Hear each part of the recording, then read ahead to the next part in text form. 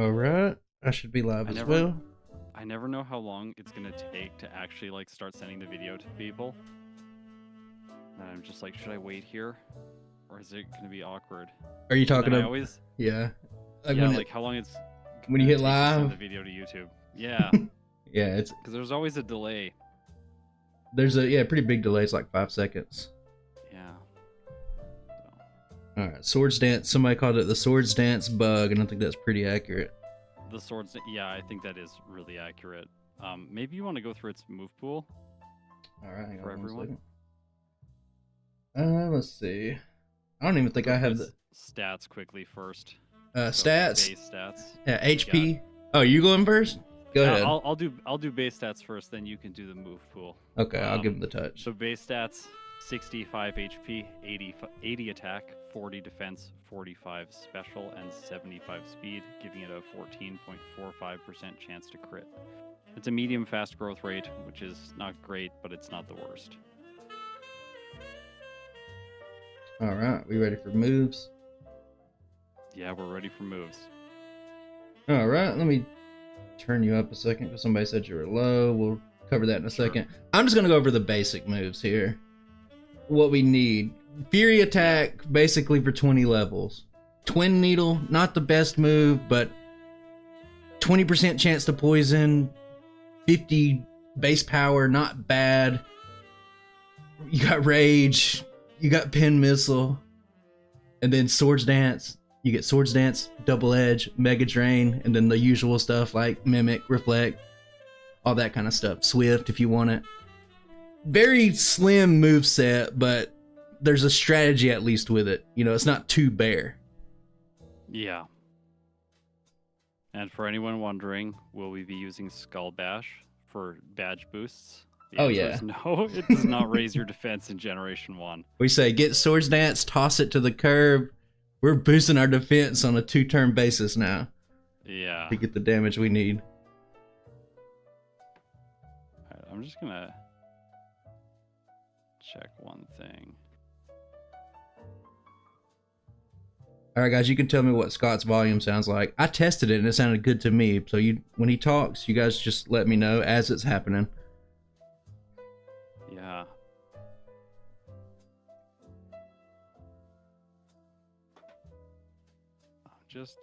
Oh, I see how this works. Okay, I'm still learning the YouTube stuff. So I scheduled the stream, but I scheduled the stream for 15 minutes from now. And then I realized there's a go live button that I have to click on. So apparently I just went live. Oh. Oops. We're learning things here.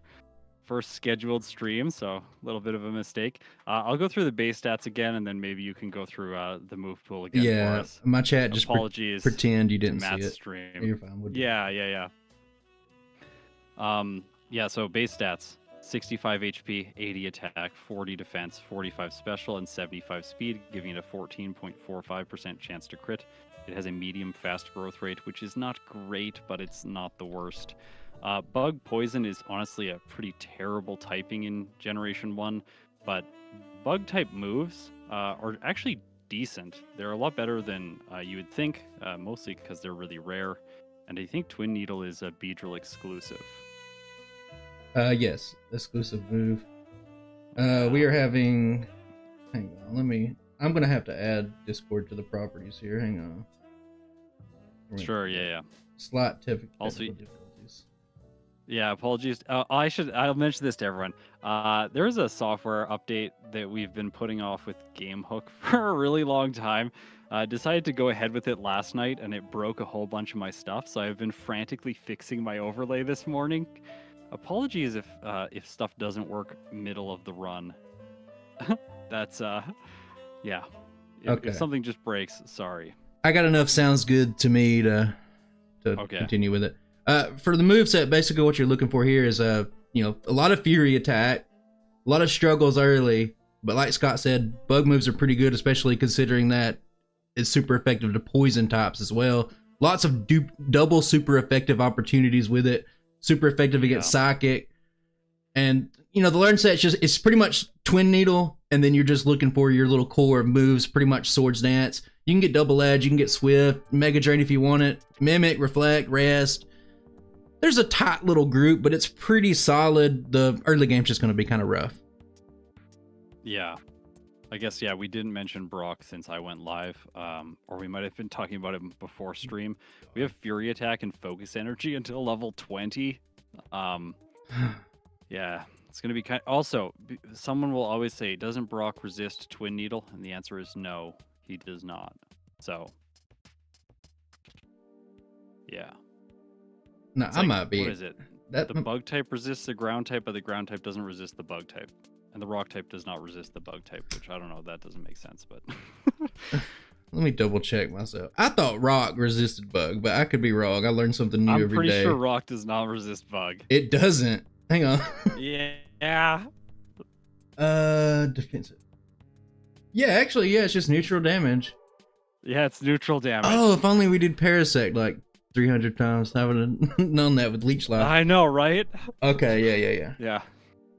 You don't need level 20 to beat Brock. Yeah, Snowy says that. I was thinking that we don't need level 20 to beat Brock. What level do you think we'll need to beat Brock in yellow version? Oh my god. Yellow. I think if you're lucky, 13 could do it, but it's looking like a 15er. Tombstoner, brother. Oh my god. Oh my gosh. Isa Kabir, thanks for the memberships. I appreciate it. Real quick to my chat. Tombstoner, brother. Oh my god, I got notifications on and they're just going crazy because somebody gifted memberships and I got a notification on. Oh, congrats. Tombstoner, brother. No, I'm gonna have to disable it. Yeah. It's going crazy and my volume's loud. Tombstoner, brother. Yeah. I'm realizing I need to get your stream up so that I can see what's going on. Oh my god. This is Tombstoner, brother. I didn't realize I needed to like set up my screen this way. Again, everyone, apologies for this is going to be kind of raw. We're just figuring this out. Tombstoner, brother. We did do this once before, but Yeah. yeah. We had a little bit more time to prepare. We did. I'm I'm going to put your stream in my description so people can check out both streams if they want. It'll just be my footage over here, and then it'll be Matt's footage over on his stream. Your overlay looks really good. You like it? I spent Yeah, it looks really good. I spent half of December redoing the code. Now it looks good, but what I did is like my overlay was like 1,500 lines of code, and I chomped it down to about 300. So it always feels good when you have less code. Well, loop functions. Here's what happens. I like to use nice blocky letters, and I got to a point to where like just my badges, like especially on Gen 2, my badges were like 150 lines of code just for all the badges. No. Tombstoner, brother. Oh my god, guys, Yeah. you're going crazy on the memberships. I appreciate it a lot. If I'm not super hyper focused on the chat, I apologize. We got a guest today, so you know we're communicating and stuff, so don't get too crazy. But I do appreciate it. Tyler Willis, Michael R, Maxime Senecal with the 5 memberships. Yeah. Amazing. Same thing goes for me. I will be back streaming on the weekend at some point, and then I'll really pay attention to chat. But today, yeah, we're gonna do Beedrill in both yellow and red. So we're gonna start with yellow, then we're gonna do red. We're also gonna be playing with our own rules. So I'll be playing on 4 times game speed with various modifications throughout the run that I'll mention as we go. Matt, what are your rules? It's essentially the same, but I play on ×3 speed. I use in-game time, and then I use resets combined into a formula to give me a metric. I don't use the Pokedoll skip, so you'll be seeing Giovanni 1, and it's probably not going to be, well, never mind. Rock doesn't resist bugs, so it's probably not going to be that bad, actually. Yeah, no Swords Dance yet, though. No, but yeah, we'll have to get past it. It's pretty close to the same. I usually use, I'm pretty sure you do this nowadays too, manips, because encounters will just leave a wide range. If 2 Pokemon are evenly matched, it's going to be decided by encounters, and that doesn't feel good. I turned off some of the manips today because I got the feeling that I'm going to have to grind in Viridian Forest. I turned off my manipulations for Viridian Forest as well, but I'll have no Mount Moon encounters. You're not going to be able to blackout grind with just Fury Attack. And I think if you hit 16 where you could do it, you're probably too far at that point anyway. Hey, Austin. Okay. That's my thoughts on it. So you're gonna have to you tell me whenever you're ready. We don't have to do like an official Sure. countdown or anything like that. No, yeah, this is not a race. Again, if one person is playing on 3 times speed and the other person on 4 times speed, it's gonna be very confusing. Hey, we're just learning, and we can just yeah. talk about stuff. So we're both playing yellow right now. I do think there is one race happening, which is if I do not beat you, I think I will forever have to live in shame. Well, unless I discover, hopefully, if you're stuck somewhere and I'm past it, I can just be like, oh, I just did this, and you're like, okay, just get past it real quick. Yeah. I'm on ×3 speed. My rules are in the descriptions. Bed Bath and Your Mom, you know my rules. Okay. All right, you ready? I'm ready. Let's do this. All right, 3, 2, 1, go. I'm not gonna nickname anything because when we swap over to red version, I don't want to have to manually enter a nickname. I thought about putting a property like you know how in the Smeargle race where you could just enter your name and do that. I was gonna do that, but I was like, I could just do the nickname on there. Yeah. I'm using usually I use like a wacky red version with like different sprites and stuff, but I'm just using vanilla today. Yeah, I was gonna say like normally it looks kind of like Gen 2. Yeah, and I've been using a lot of green sprites. Oh, the green sprites. A lot of green sprites. Some of those are great. Yeah, Space World sprites a good bit. The main thing is I expanded the banks and I made my back sprites 48 by 48 so I could, you know. Oh, so they're better quality, yeah. Yeah, but I reverted back to the old 28 by 28 for this stream so people aren't too confused. But I've been trying to put a disclaimer on stuff. Yeah, the rare vanilla matte. Realize I may have to start again. It's okay, I'll catch up to you.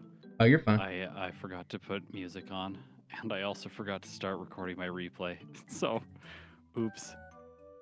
Well, I mean, yeah, I imagine all it is Viridian Forest. I feel like it would not be one of my streams if we don't have at least one run restart. So. Oh, for sure. I imagine there's something coming. I think at the start, I feel like on blind runs, I approach it like I don't know, almost like a riskier approach. Like I want to see the minimum level, I guess. Because like, let's say I grinded to level 18 on Brock and I just do it real easy. What did I really learn, you know? Yeah. What do I want to do? Yeah, I generally try things at like a slightly lower level, but one that I think is like possible, but slightly lower than maybe what I would think is like the safest possible play. Oh my god, Fury Attack's so bad. Sora Donald so Goofy. This is just dual commentary. We're just doing 2 blind runs, guys. You'll see the full run eventually, months from now.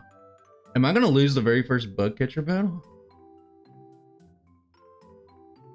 In my first run, I almost lost against the rival in the lab. I did. I lost the very first. No. Oh, you lost to the bug catcher. Yeah. Wow. I'm gonna be save stating like. Oh, okay, never mind. I'm gonna be save stating like crazy on this, but reset. One reset's already down. Yeah. So do you use save states for your resets? I just count that one because I didn't save it. I was getting into the battle and I was like, wait a second, I only have Fury Attack.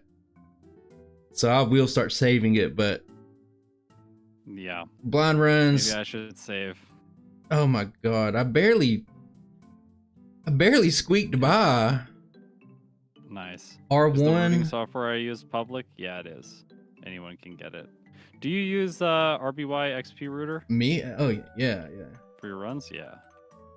I mean, I can think back to like a couple of years ago, even the Parasect race, like the Polyrath run that I did like a couple of years ago. Like I remember doing 9 runs and I had a folder with like 7 different save states in it to test that run. And like, yes, this, like that just eliminates the guesswork of like the tedium. Yeah. Like I remember spending so long on that run. Yeah, that was like Auto developed this software specifically for the Parasect race. Yeah, he did it just for himself. Like, He did it for himself. Yeah, then he showed it to me. He's like, "Hey, what do you think?" I was like, "This is awesome. Like, we gotta keep making this." yeah, because I remember like Steve and Bandman, they had like the spreadsheets. And then Otto was like, "Yeah, I just got a program." I was like, "What?" Ah. Tombstoner, brother. Okay, I lost to the lass in the forest. So Oh my god. yeah, it's off to a rough start for me too. It's not great. My current plan right now, R1, thanks for the $5, appreciate it. I'm gonna go to level 8. I'm in pewter right now. I'm going to just see if I can do like get some pity blackout grinding from the light years trainer. Yeah. I'm just gonna see if I can. Yeah, I took the blackout on the last so that I get the experience from the first Nidoran. Oh my God, you have That's- another one here? That's where we're at. Just Tombstoner, brother. taking the blackout on the first Nidoran. I have -5 attack and -5 defense. Oh my god. No, second reset. Are you kidding? Wow. Okay, so I lost to the last twice. I think that is an all-time first. There's been some runs where I skipped. I mean, most people don't get to see. Well, your runs they do get to see that process, but I'm sure like, no, you just show your straight up first run every time, right? No matter what. I do just show my first run every time. Okay, but I'm sure there's times where you sit there and you're just like, well, let me just see like how bad it is for I record. Do you ever do that? Like let me just see the extent. I used to try and like scout things out to Brock, but now with like more experience, I just go in and try and do my best right away first attempt. I was only able to black out one time. Speedrunner, thanks for the $2. None. I was able to do it twice, and now I'm going to backtrack and pick up the trainers, and then the ultimate goal, I'm going to try level 30. I'm actually going to pick up an escape route. Yeah, the reset counter shows 0. It's because it's counting my blackouts as actual blackouts. I can't afford an escape route. Okay. This is not good. Hey, thank Bortsonator. Appreciate that. Yeah, Swords Dance. I agree. Swords Dance is going to be pretty good. I have to say, I think Struggle might be better than Fury Attack in the early game. You might be onto something. Like, it's been pretty brutal so far, and just missing a Fury Attack is really bad. I'm going to lose here again. Stop. Okay, I won. With 2 I've been HP. doing some runs lately with like sub 100% accuracy moves, and I was like, man, they're really not that bad. But like when you play a run like this, you really see like when the payoff isn't good, when it's like low accuracy and the payoff is bad. Tombstoner, The payoff from brother. Fury Attack is like there is no payoff. I'm just hoping. You love how untoxic the community is. It usually is, unless you're playing Starmie. And for some reason, Right. Starmie brings out the. I know. If you don't teach Starmie Surf, then everyone gets really frustrated. Don't even say that around my community. We already know. Did you teach it Surf or did no one teach it Surf? Yeah, no one teaches it Surf. That's hilarious. No one does. What evolution are we doing? I think most people just do the Flareon. I guess if we get desperate enough. Maybe I'm gonna go back and do Jolteon now. I mean, I'm here. I'm about to get the last. I think I might go back and do Jolteon. I don't have enough to buy an escape rope. I don't see my thing with the Starmie. Like, I know yours was a video, so it's completely different. Mine was on stream. My redo that I did recently, and like, Okay. I'm always down. Like, you know, I'm on struggle strats. I'm always down for somebody to be like, I think this is a good strategy. You should try it. And every once in a while, somebody says something that's like brilliant, and it's like, yes, that's the answer. Yes, actually. it's so true. And but sometimes somebody will say something, and it's like, okay, what's your logic behind that? And they're like, I don't know. I think also sometimes people are thinking about competitive sets. All the time. Like they look at it and they go like, well, Starmie should obviously have Surf. Like that's its most damage, same type attack bonus move. Like it's just obvious. But from like a solo running perspective, you can never get rid of Surf, and it's really not that good against the champion. It's really not good against Lance. Psychic is way better against Agatha and Bruno. Yeah. Oh my gosh. I just blacked out. I didn't even realize it. I'm trying to read. Okay, guys, in the chat, there's a guy named Raziel. Can someone like translate that to English for me? It says, I think it has to be trolling. I think it's like a negative comment, but it has to be trolling. It says, "Why you toxic loser ruin Scott stream?" Yeah. He was on my stream. He said he's gonna unsubscribe from my channel now. Oh, I ruined your channel? I guess so. It's a yeah. Raziel, come to my house. I'll fight you in real life. I'm joking. Please don't show up to my house. We're just hanging out, playing some Pokemon, everyone.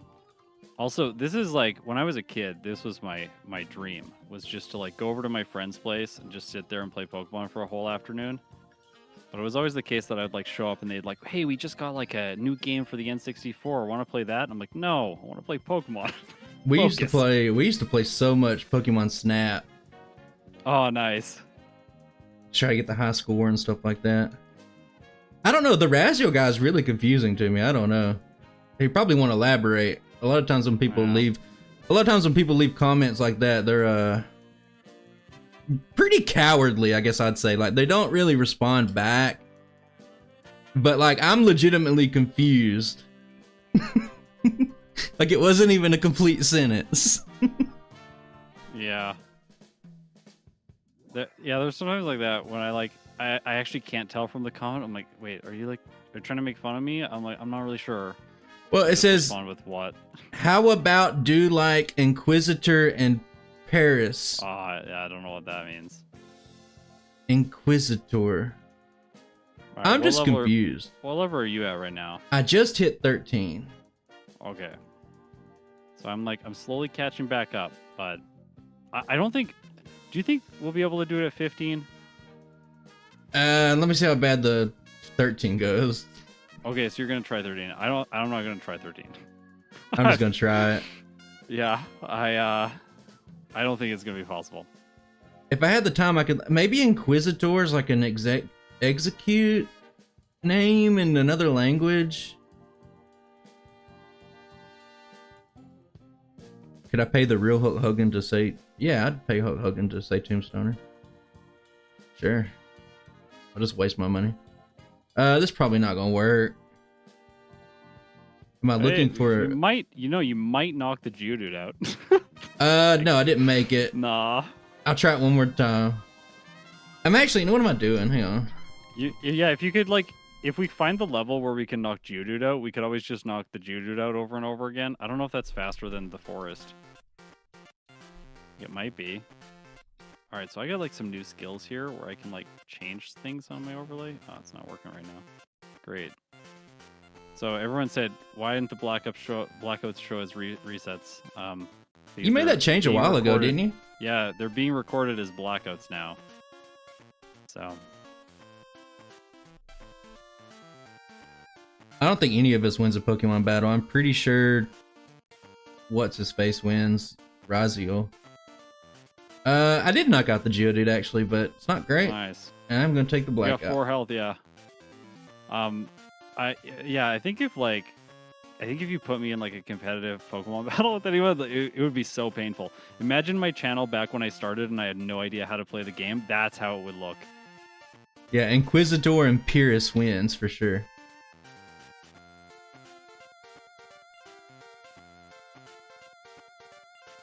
Yeah, Scott, I apologize if that was a loyal viewer from the start and I drove him away. I don't know. It's okay. It's okay.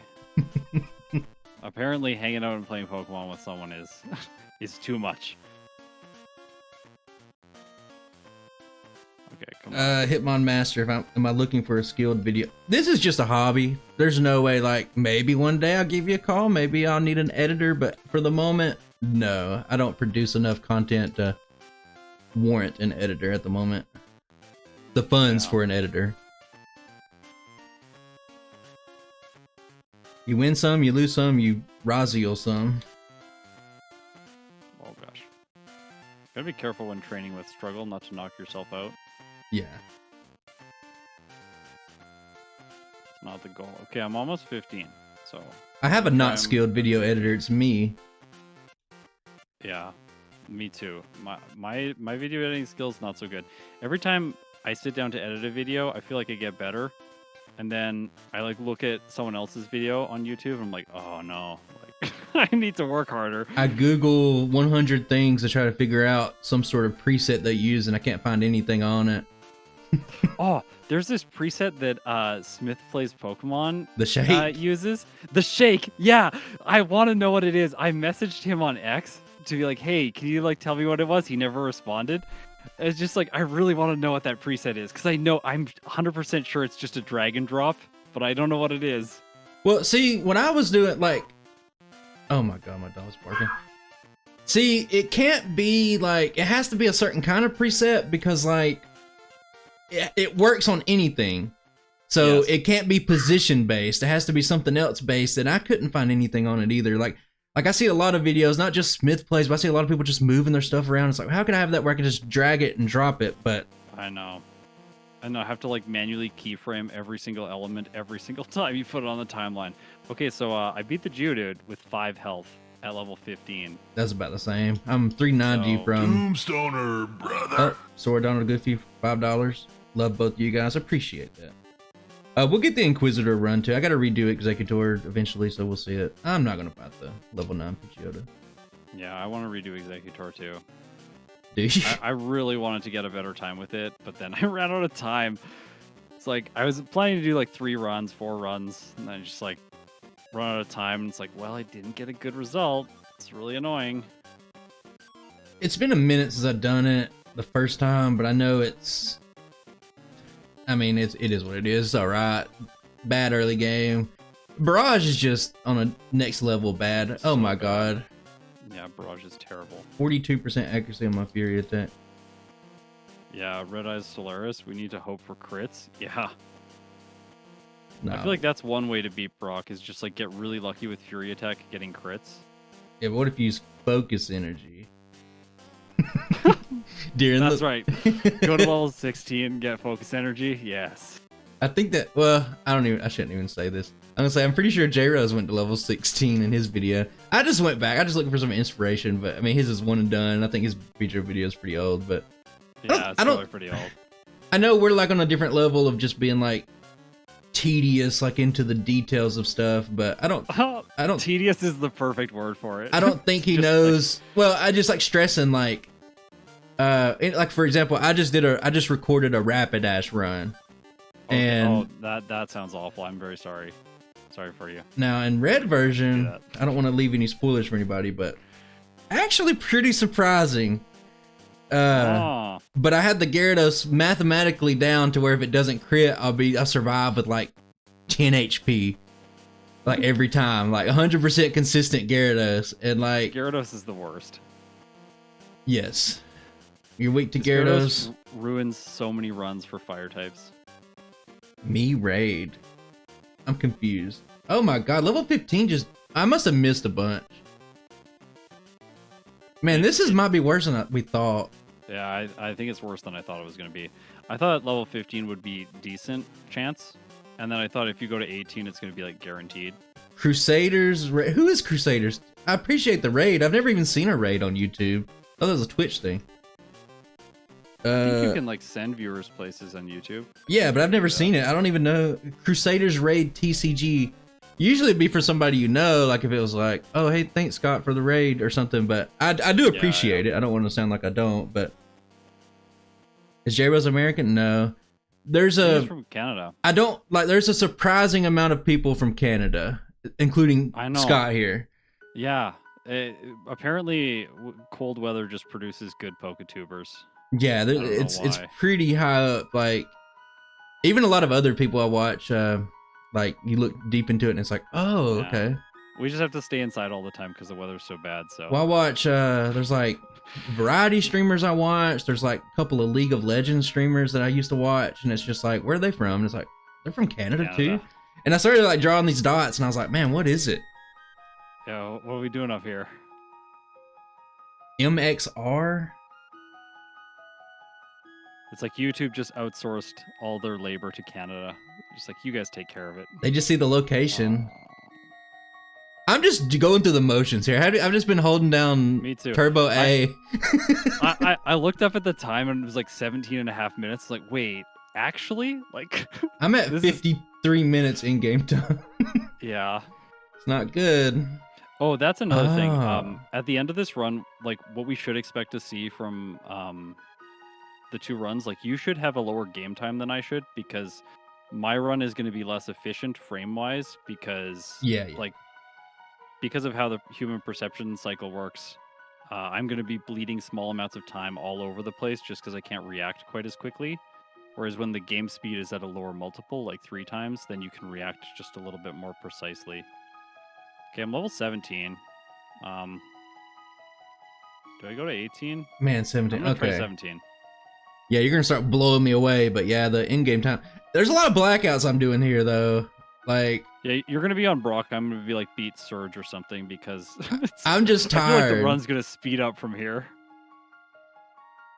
I didn't think it'd be this bad, and we're on like what I thought would be like, okay, yeah, like maybe like at first I was like maybe 13 for the Brock split on yellow, maybe 15 on red. It's looking like, man, are you done with Brock? No, I'm trying to beat the Geodude. This is not good. I'm having some inefficiency here. I forgot to deposit my Pidgey, so I have to Ah. reset to the Geodude. Now I had been thinking about something to code in like pretty easy, I would guess. Yeah. Well, we know, just make it to where your other Pokemon are always fainted. Their HP is always set to 0. Yeah. Something I never done, but I've thought about for a while. But normally, like if I'm playing yellow, I won't even catch the Pidgey. I'll just catch it on the next route. Like if I'm blacking out a lot. But it wouldn't even matter what you do if you just did it to where you just black out no matter what.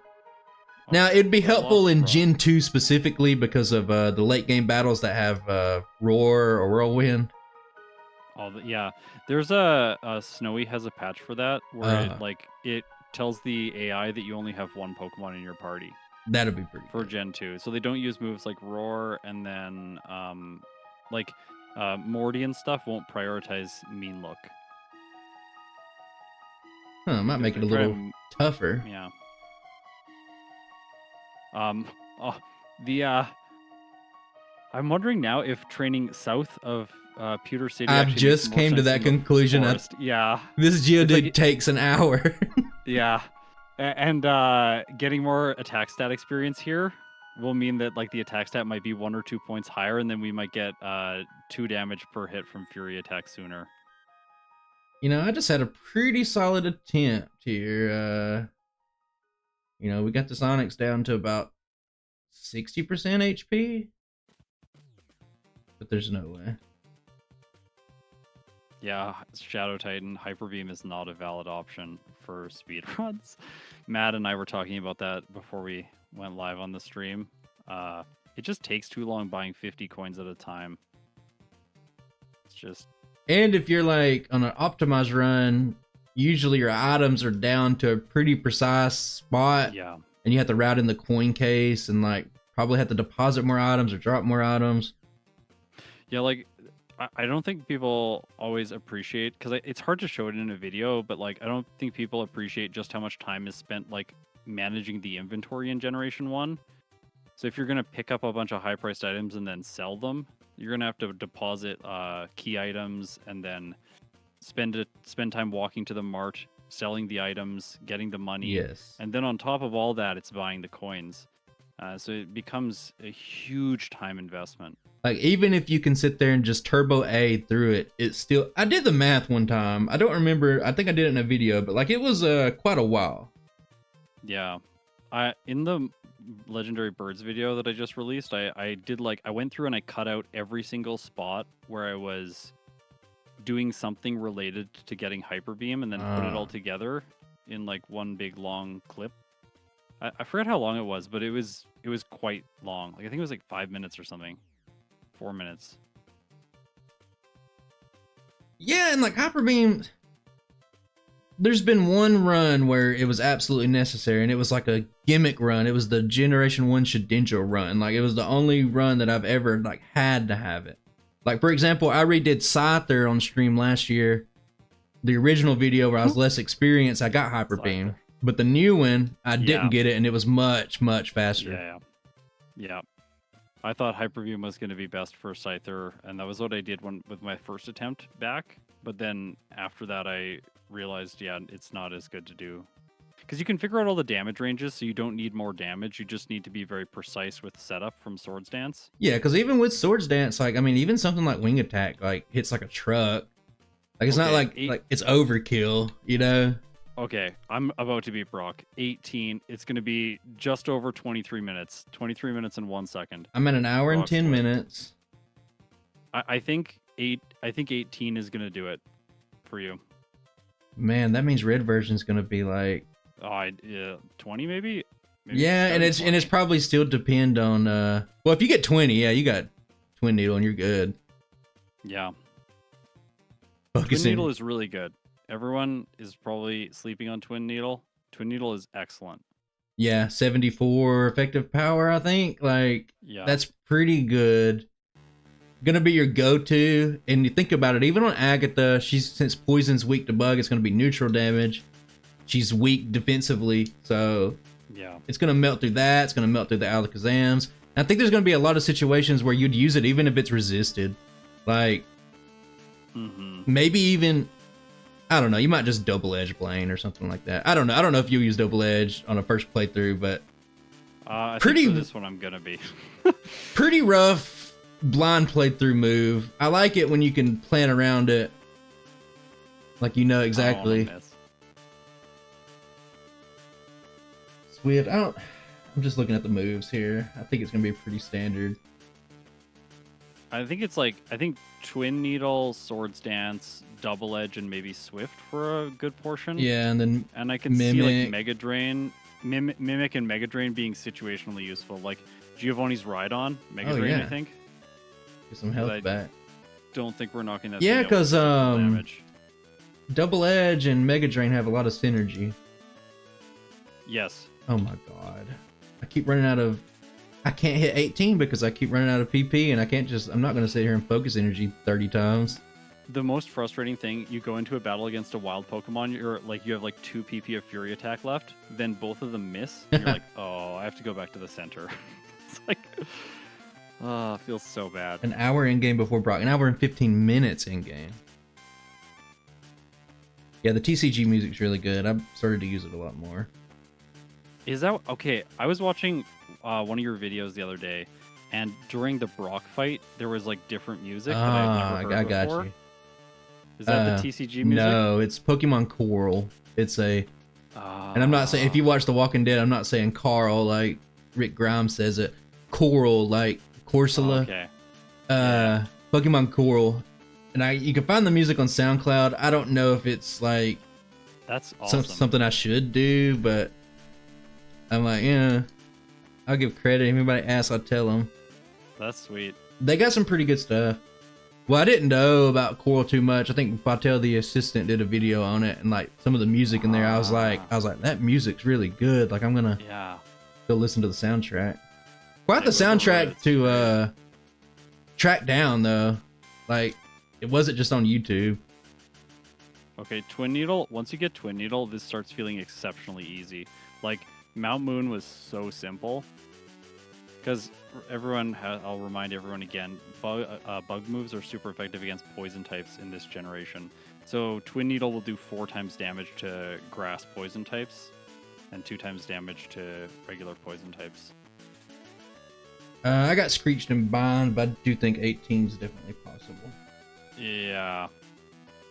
Wait. Like you just had bad luck. The TCG games on Nintendo Switch?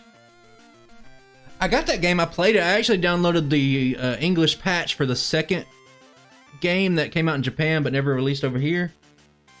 I like the TCG game a lot. Did you ever play that Game Boy Color trading card game, Pokemon? I did not play that. God, it was so fun. That and I think a little bit ago, like I took a little break and I played Pokemon Pinball. Twin Needle is just 2 attacks. Yeah, pinball. I never played pinball either. It's one of the only moves in the game that has multiple effects on the same move. Like it's a pretty unique Wait, Twin Needle. it Like has multiple effects? it has a 20% chance to poison on the second hit too. Yeah. Yeah. And it has the hit 2 times effect as well. It's a pretty unique move, and it's. I guess, yeah. I love That's signature true. moves. Like it has its own Because, like- effect in the assembly, like a Twin Needle effect or something like that. Ah.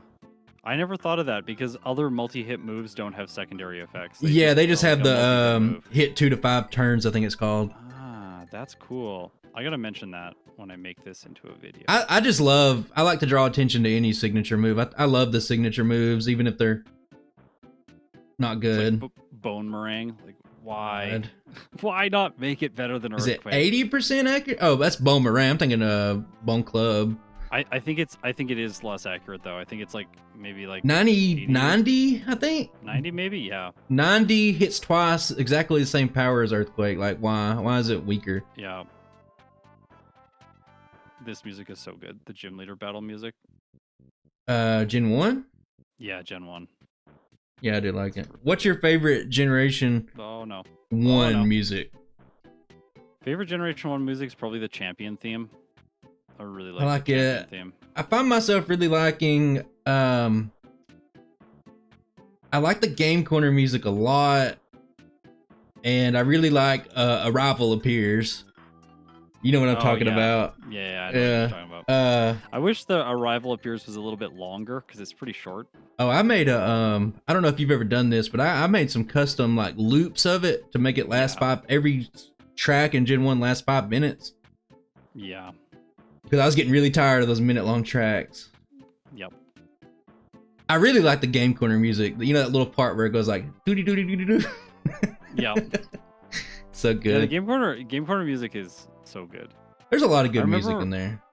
Yeah, there's a lot of good music in this game. I remember when as a kid, I would go into certain locations and just stay there so that I could listen to the music. Like the Safari Zone to hear the Evolution theme. Oh yeah. Yeah. Well, Austin made that the music thing where you could hear the music on regular speed, and I tried it out. Yes. Chat didn't love it, but I liked it. But the thing I forgot, especially when you're doing a speed run, is that all you hear is the bike music. I don't even Yeah, get you're to on the bike all the hear. time.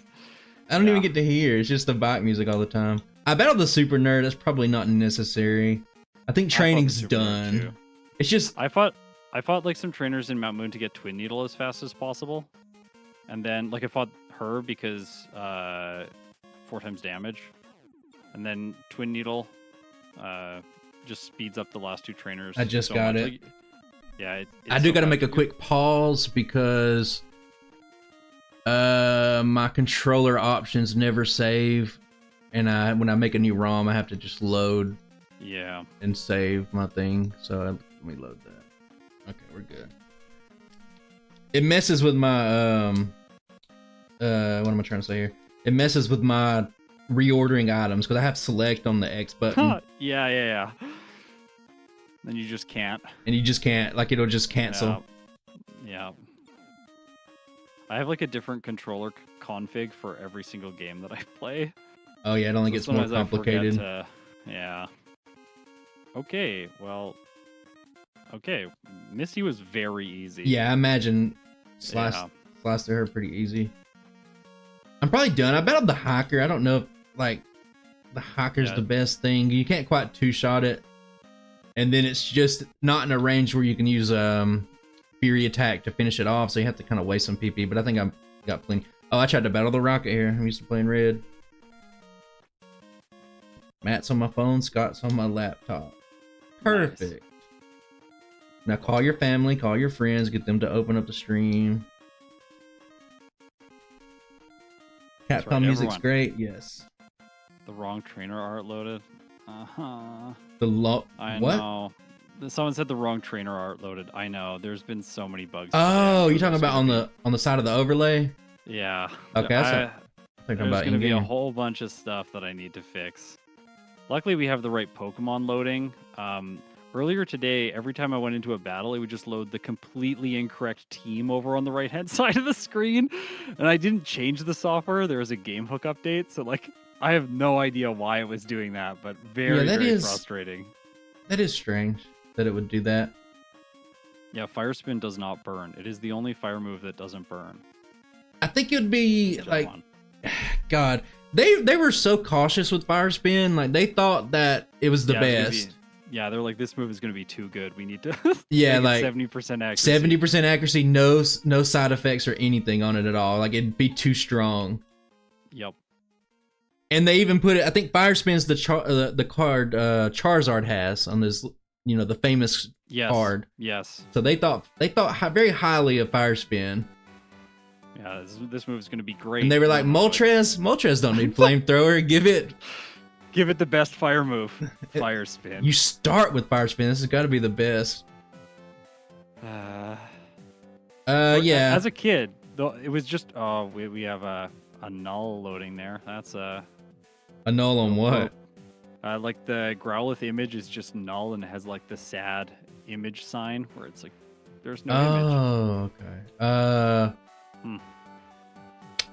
I don't know what would cause that, because it's like just reading the game data to find the species, right, or whatever. I might be missing. I don't know. Yeah, I don't know what would cause that. Strange. Maybe they shifted something down, but that doesn't make any sense, does it? No. Like, it'd still be the same addresses. Yeah. That's just I don't know. That's just another problem. I'm done. I gotta edit this Rapidash video, and I'm done with Gen 1 for a while. I gotta finish up my crystal stuff. Nice. Well, I had seen you posted a thing about Auto finally releasing like the first version of the Emerald router.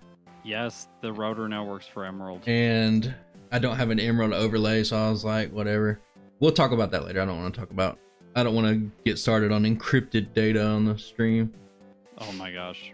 We could talk about that for like 4 hours. Just the encrypted data of the stream. Yeah. If people are wondering why I don't release more videos, it's because I'm constantly working on how to decrypt the Pokemon data. Now, I heard from the grapevine that you have a version of one of the ROMs that you have like went into the ROM itself and decrypted the ROM so that you could read the properties better. We turned off the encryption in Gen 3 because if you go and watch my early Gen 3 videos, Surge is going to beat me. Double Thunderbolt. Wow. Okay. That's rare. What does he have? 4 moves? Does he have Growl and 4? Yellow? Yeah, 4. Yeah, Mega Punch, Mega Kick. And Growl. With the X speed, so that's a pretty low chance. Again. 2 Thunderbolts again. We have 7. Oh, wow, I do have got 110 views. That's a record. Pop the champagne. Pop the bubbly, everyone. Okay, this time I'm going to do it. Does Twin Needle... Oh, I forgot. In my fury, I was using Twin Needle on everything, and I forgot that fighting resisted it. Yeah, it does. How's my day been? It's been pretty good. Can't complain. Anyways, yeah, coming back to like the decrypted ROM. If you go and watch my very first Emerald videos, you'll see a lot of stuff flickering all over the screen. Like it just kind of like stuff I know that will just flash in and out. That's because it flashes in and out when the game hook can't find a reference for the value at that location, and that's because the game is currently encrypting the data in that block. So we tried to find ways to make it so that doesn't happen. The flicker doesn't happen, like work around it, like watch other properties, tell it when it should be looking at things so that it doesn't flicker. But we just couldn't do it consistently enough. So we had to edit the encryption algorithm so that it just doesn't ever change the data. I notice it on, I don't want to call out anybody here, and I don't mean to, but I watch a lot of speedrunner streams, and the same thing. Like, you know, his is just kind of basic, but there's times where stuff comes in and out of existence. Like all of a sudden, hey, I have the 7th badge, you know, and then it's gone. Like, it's just stuff moving around a lot, and I'd wondered about that. Yeah, with Gen 3, it's encryption stuff. Would you say, is Crystal longer than Emerald? That's gonna be a big no. Yeah. No, Emerald is the longest game. I think Emerald is longer than So, Platinum. hey, this is just like the Simpsons meme, you know, where he puts his hand on Bart's shoulder and says, "Longest game yet." Yeah. Gen 7 solo Gen run. 7. Yes. It's gonna be very long. You're gonna be spending 3 hours in the tutorial. No. Now, I would love it if a modder just went in and said, "Hey, we just removed all the tutorials for you." I actually like Gen 7 a lot. Like, yeah, if it just had less dialogue, it would be such a fun game. Try to use the escape road. There was a time a couple of years ago where I was like, you know what? I'm pivoting. I'm gonna be doing all Gen 7 solo runs from now on. And I downloaded the Citrus or whatever it's called emulator, and I got started. I was gonna do a Lowland Grimer solo run. I made it to the first totem Pokemon, and it was already 5 hours long. Yeah. And I was like, "Ooh, I don't have enough space." Okay, I just made it by the self-destructing hiker, and it was kind of sketchy, honestly. Sounds like it's kind of like luck based. Do you think it's a rester? I think if you teach rest, it's very consistent, but I don't think you need rest.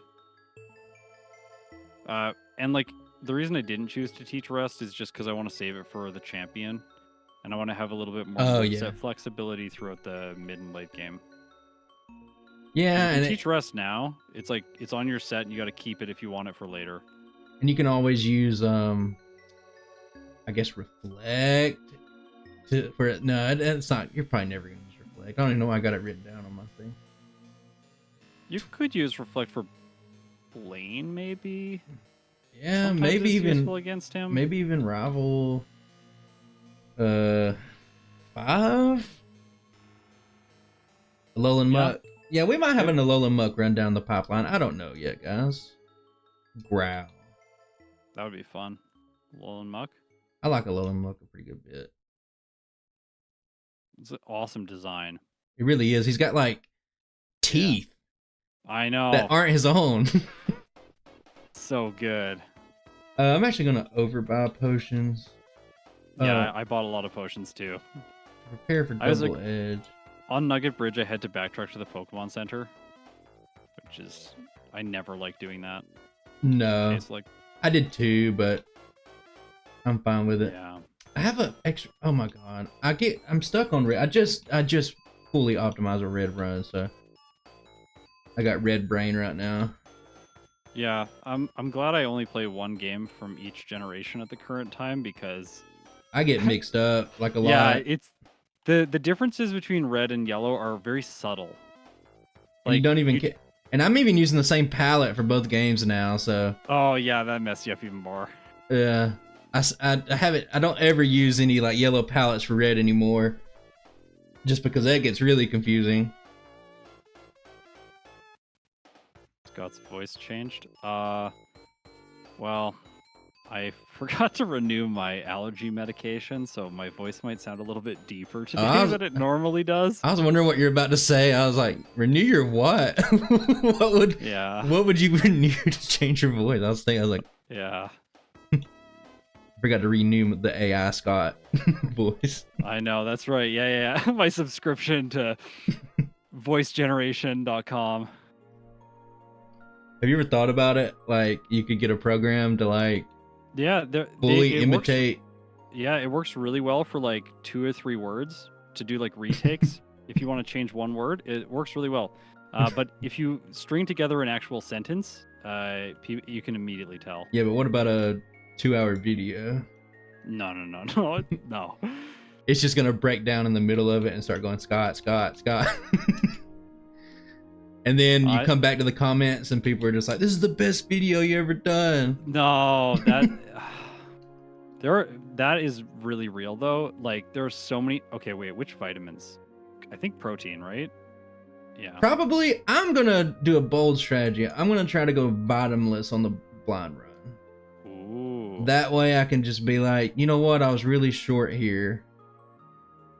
Because I fall into this trap for me personally on my last, I want to say my last few runs that I've done. Like, I just bought like 5+ vitamins. I was just like, I'll buy. And like, I don't know where it helps me. And I feel like I don't learn a whole lot. Yeah. They don't help as much as people think they do. They really don't. Like the damage ranges, like chance to KO, it goes up by like maybe 1% from using a vitamin. So, oh no. Rival in Pokemon Tower beat me. Granted, I didn't heal before him, but he's usually easy, so I didn't think I need to, but I guess I did. Oh my god, I learned dig before. Oh my god. Red brain. Matt. Appreciate that. Appreciate you saying my name that much.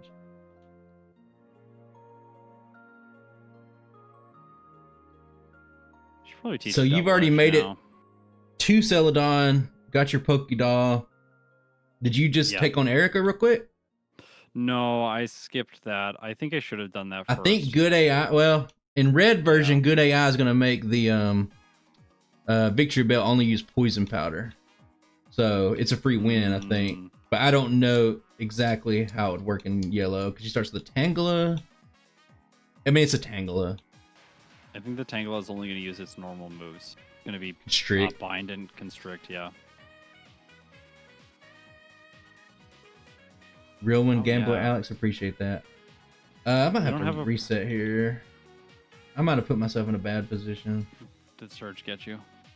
No, I just wasn't paying attention to anything, and I forgot to save. No. Oh, never mind. I'm good. I made a save state. I thought I save state as the battle started, so I couldn't do anything about it. I don't want to use an elixir, but I got to. Yeah. I only had elixir one. Early on never feels very good. No, because you can just pick up. There's 2 ethers I could have picked up. Yeah. I always get those in first playthroughs, even though I know it slows me down. But I just play like quite conservatively. Yeah, that's always the best approach. I think. I used all my potions. No, there's potions here. Yellow. I'm playing yellow. I gotta remember that. There's been quite a few runs lately that I tested in yellow, like so deep. I'm talking like I've made it like 90-something% through the game, and I made it like somewhere late into the game, and I'm like, okay, maybe this isn't the fastest version, and I had to just restart. I'm actually curious. Like, tell me what your process looks like when you're like, say you sit down to figure out a Pokemon, like I don't know, Rapidash. What does your process look like? Well, first I'll usually look at the Brock split, and I'll just be like, how bad is this gonna be? So like, we can only imagine how bad it's gonna be on Beedrill, and that'll be like the first thing. It's like, is the Brock split so much better in yellow that it can offset the late game? Does a Pokemon learn good enough moves to where it can just not worry about Giovanni or not worry about Blaine or something like that? Like, cause you know some Pokemon like Tauros, for example. I'm pretty sure Tauros is gonna be one of those Pokemon where it's like he would appreciate that easier split, and he gets the stats and the moves to not care. But Growlithe, for example, I went so deep in yellow version, and then I made it to Giovanni, and I was like, oh, Growlithe's not that good. Growlithe might as well spend some more time on Brock. Yeah. A lot of times it's Koga that trips me up, specifically on like in yellow version. Yes, like when I'm routing, because like there's a really tough decision in the mid game because like you got so much stuff happening all at once, and it's just like you're just walled everywhere. And like sometimes in red version you can squeak past Koga, and you can make it down to Blaine. Because he has lower level Pokemon, and the Pokemon like that he does have are not as good. Well, if you get even if you have struggles on it, like Rapidash doesn't have a great Koga fight in red, but if you have to, you can just get Reflect. Or if you're doing really risky, what I do, I kept Growl, because Rapidash learns no moves. And if you're worried about self-destruct, you can just use that. But like Tentacool specifically was like, it made it to that Koga fight, and it was just like, they all know Psychic, and like Rival 5's tough, like, and I was like, okay, let's just swap back over. But I usually feel it out. I played Bulbasaur on red, but I have a suspicion that Bulbasaur might just be good enough to just do it on yellow. I think it might have a slightly, just because Bulbasaur doesn't care about anything, it just puts it to sleep, you know? Mm-hmm. Yeah. It's a good Pokemon. Yeah, any Pokemon that gets sleep moves in Gen 1, really, really, really fantastic. Like Victory Bell is... Have you done Victory Bell yet? I haven't. I've been holding off. I've seen how good it was. Oh, it's so good. It's ridiculously good. Yeah, I don't know. Like, it might. I think it's going to be second place overall when all is said and done. Yeah, because Alakazam's not a factor. Yeah, not in yellow. Alakazam's my current second, and I still think it can improve a little bit. Mm-hmm. It's got a pretty good set. I can't see anything that could top it. I got a lot of bangers left to do, a lot of good stuff to do, but you know, can't do everything good at once because we'll be stuck with Pidgey and Nidoran runs. I don't want to do Pidgey. I don't want to do Pidgey either. Yeah. Pidgey had a surprisingly decent run. I don't know. I think it's just for me, like, I just enjoy the process. I just like ranking everything. And I'm interested to see how it all looks at the end. Yeah. Even Pokemon that I like don't want to play, like, it's never that I actually don't want to play them. I think I'm gonna have to... I sometimes, like, I fear the optimization process. So you fear it? Yeah, like, for some Pokemon. Yeah, sometimes it gets a little out of hand. Like, it could become... It really... for me, it's like middle of the pack Pokemon that are the worst because they're not bad, so it's not like you feel obligated to do it, but they're like good enough to where you could see a lot of stuff being better, and like you could just keep tweaking away at them. Yeah. And then, like, if you just sometimes you just release the run and somebody will just be like, hey, why don't you do this? And you're just like, of course. Yeah, that's always the most painful thing when they get, like, write a comment, like, right after, like, first day it comes out. And it's like, oh, how did I miss that? Like, I thought of everything. It's like such an obvious, like, I tried so many different things. And then there's just this one obvious choice that I somehow missed. I did this run 10 times. I didn't think of it once. I don't like I fall into the trap a lot. Like I'll miss something obvious. Yeah, me too. I got sand attacked a lot from this tamer. The Sand Slash? Yeah, in Koga's gym. This guy has great experience yields, but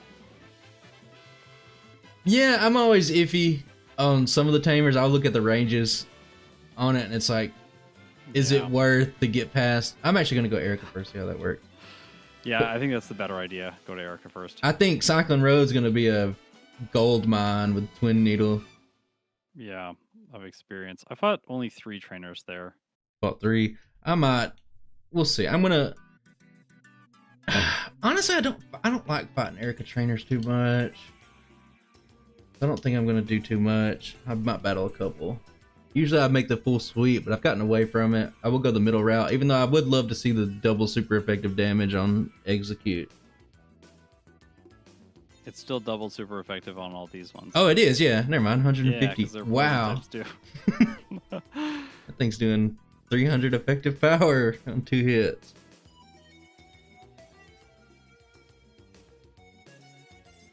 I was gonna go into Koga's gym, and then I realized all of a sudden that this is really a bad idea. So now I'm going to Sylph. I could see that. I think the play is in the future going to be Sylph first to grab Swords Dance as soon as possible, then go to Koga's gym. I agree. Yeah, that sounds about right. I'm trying to catch up. I'm a little bit behind. Oh, I should have picked up. I don't know what I should have picked up. I don't know what the route's going to be here. I like to pick up Fly before I do Erica's gym, just so you can fly when you get out of it. Yeah, me too. I'm just going to do that. I'm going to hold off on the buy. Like the different approach is if you go to Erica's gym first, then you have more money for the department store. So you can sometimes buy one more vitamin, but I don't ever know if that's worth it. It's hard to know, yeah. Yeah. Sometimes I'll just rush fly, get it, fly back to Celadon, then go down to Erica, then fly back, and then since I do the hideout, I'll come back down. I need to heal. And you guys can see that yeah, bug move and it poisons.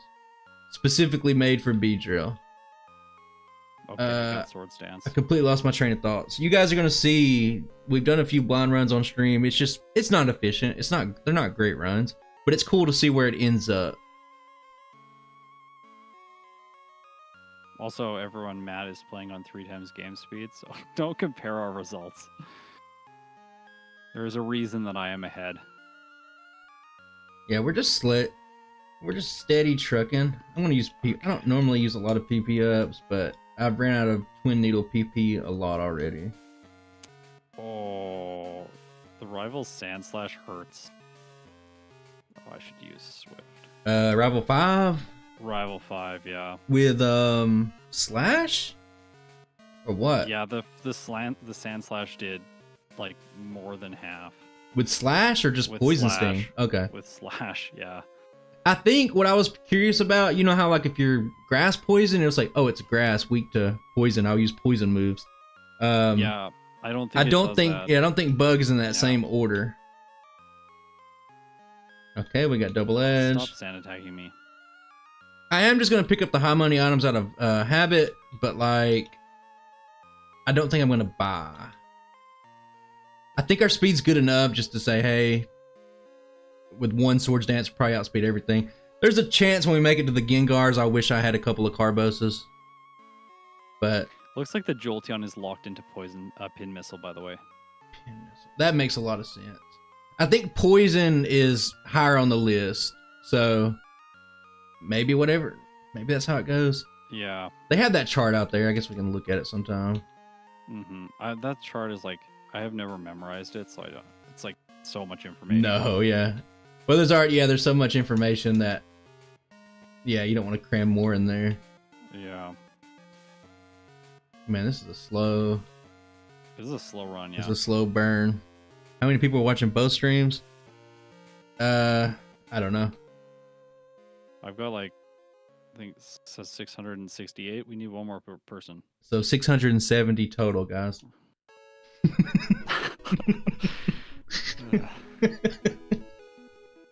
Everyone go turn on Matt's stream so you can see his playthrough.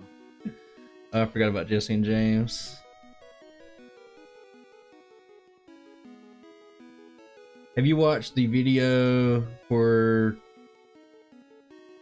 What is the channel we're talking about with the shake? Is it Smith Plays? Yeah. Have you watched this thing for Yellow Legacy that he's coming out with? Or do you think he's taking it too far? I am intentionally avoiding watching any of his videos because I want to play the game and I want to have an unspoiled experience.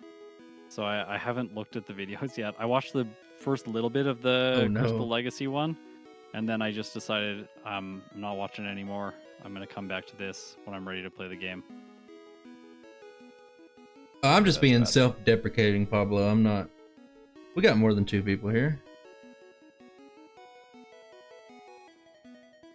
This is great. This is the biggest stream I've ever had. Okay, I have a strategy for Koga. Agility turn 1, Swords Dance turn 2, then sweep with Twin Needle. Okay, does the agility for the Venomoth? Yeah, for the Venomoth. And you like technically 2-hit it with Twin Needle, so it goes down in 1 turn. Is it good AI and he's always going to use Psychic? Yeah. The first Venonat almost knocked me out and it lowered my special, but then I'm faster and had enough damage to 1-hit everything else. Interesting. I got Dig in slot 1 because I forgot Charmander has a different order than Paris. So it's kind of annoying. No. Yeah. Let's go here. I could go to Tower right now and just take it on. But I'm going to go ahead and... Well, actually, I can't. I need repels. Austin. Someone's asking about Austin's channel in the chat. I It's think Austin. Austin might actually be here. Austin was in my chat earlier. He's probably around somewhere. Yeah, Austin, if you're here, please link to your channel. I don't know. Oh yeah, Austin's there. Link to your channel. Type in Austin Pokemon. I think there's actually a huge channel that's Yeah, like there is. something Austin. Austin John plays. Yeah. I think. Yeah. You're gonna get Johned if you do that.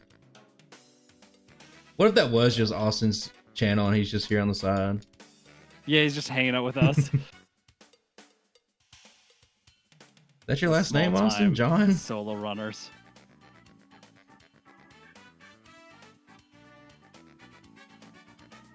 I have no doubt that Austin John's probably okay. I don't watch the content. I think I've probably watched a video or two in my past, like across his channel. He's big enough to where I just know, but I can't say I watch his content enough to tell you if he's a good guy or not. I don't know that. Okay. I think Sabrina next, although my speed is not very good. Luckily, I have Swift. Oh, against Sabrina, you can do the flash Swift agility strat with Swords Dance too. So I tell you that Sabrina it feels pretty bad. Oh no, I'm gonna lose the Rival 4 as well. Oh no, because I had no planning. Yeah. I did not plan on this. And I saved it at the... Okay, it's fine. This is fine. Did you beat him? No. Oh, okay. I'm just like zoned out, blind run. I'm not really making smart plays. Like, I'm not stopping, saving it, analyzing. Like, I'm just like, oh, save state. And it'll come back to bite me. I need to be a little more careful. Yeah, because like in your process, the first run is more of like just an exploration of the Pokemon. Yeah, I'm just trying to see. Yeah, I don't. Yeah, just seeing what it's like. I don't normally even record these runs or anything. Like every once in a while we'll do that, but for the most part, like I'm just like, just getting a feel. Agility. Yeah. Okay, I made it to Blaine. I don't know if this is rare candy time. You could just get lucky though. You know, you never know. Faster than most of his Pokemon. Let's try and get lucky. Flamethrower turn 1, critical hit. That's a one shot. Okay. So that's not good. Agility. Swords Dance. Flamethrower. One shot without a crit. Yeah, we only have that 45 base special. Okay, I'm gonna do something else then. It's hard to know how to use your candies on the blind run. I know. Like, I could just 10 candy now and go to, like, I don't know, go to, like, 55, but I feel like that's a little bit too low to beat the game at. 55. Yeah, because maybe hit level 60 by the end or something. Yeah. If you did no more training. This is just Mario 3 music. World 7. It is World 7, yes. How's vacation going? Well, fun. Doing a lot of programming. Been great. A lot of Swords Dance. Yeah, a lot of Swords Dance today.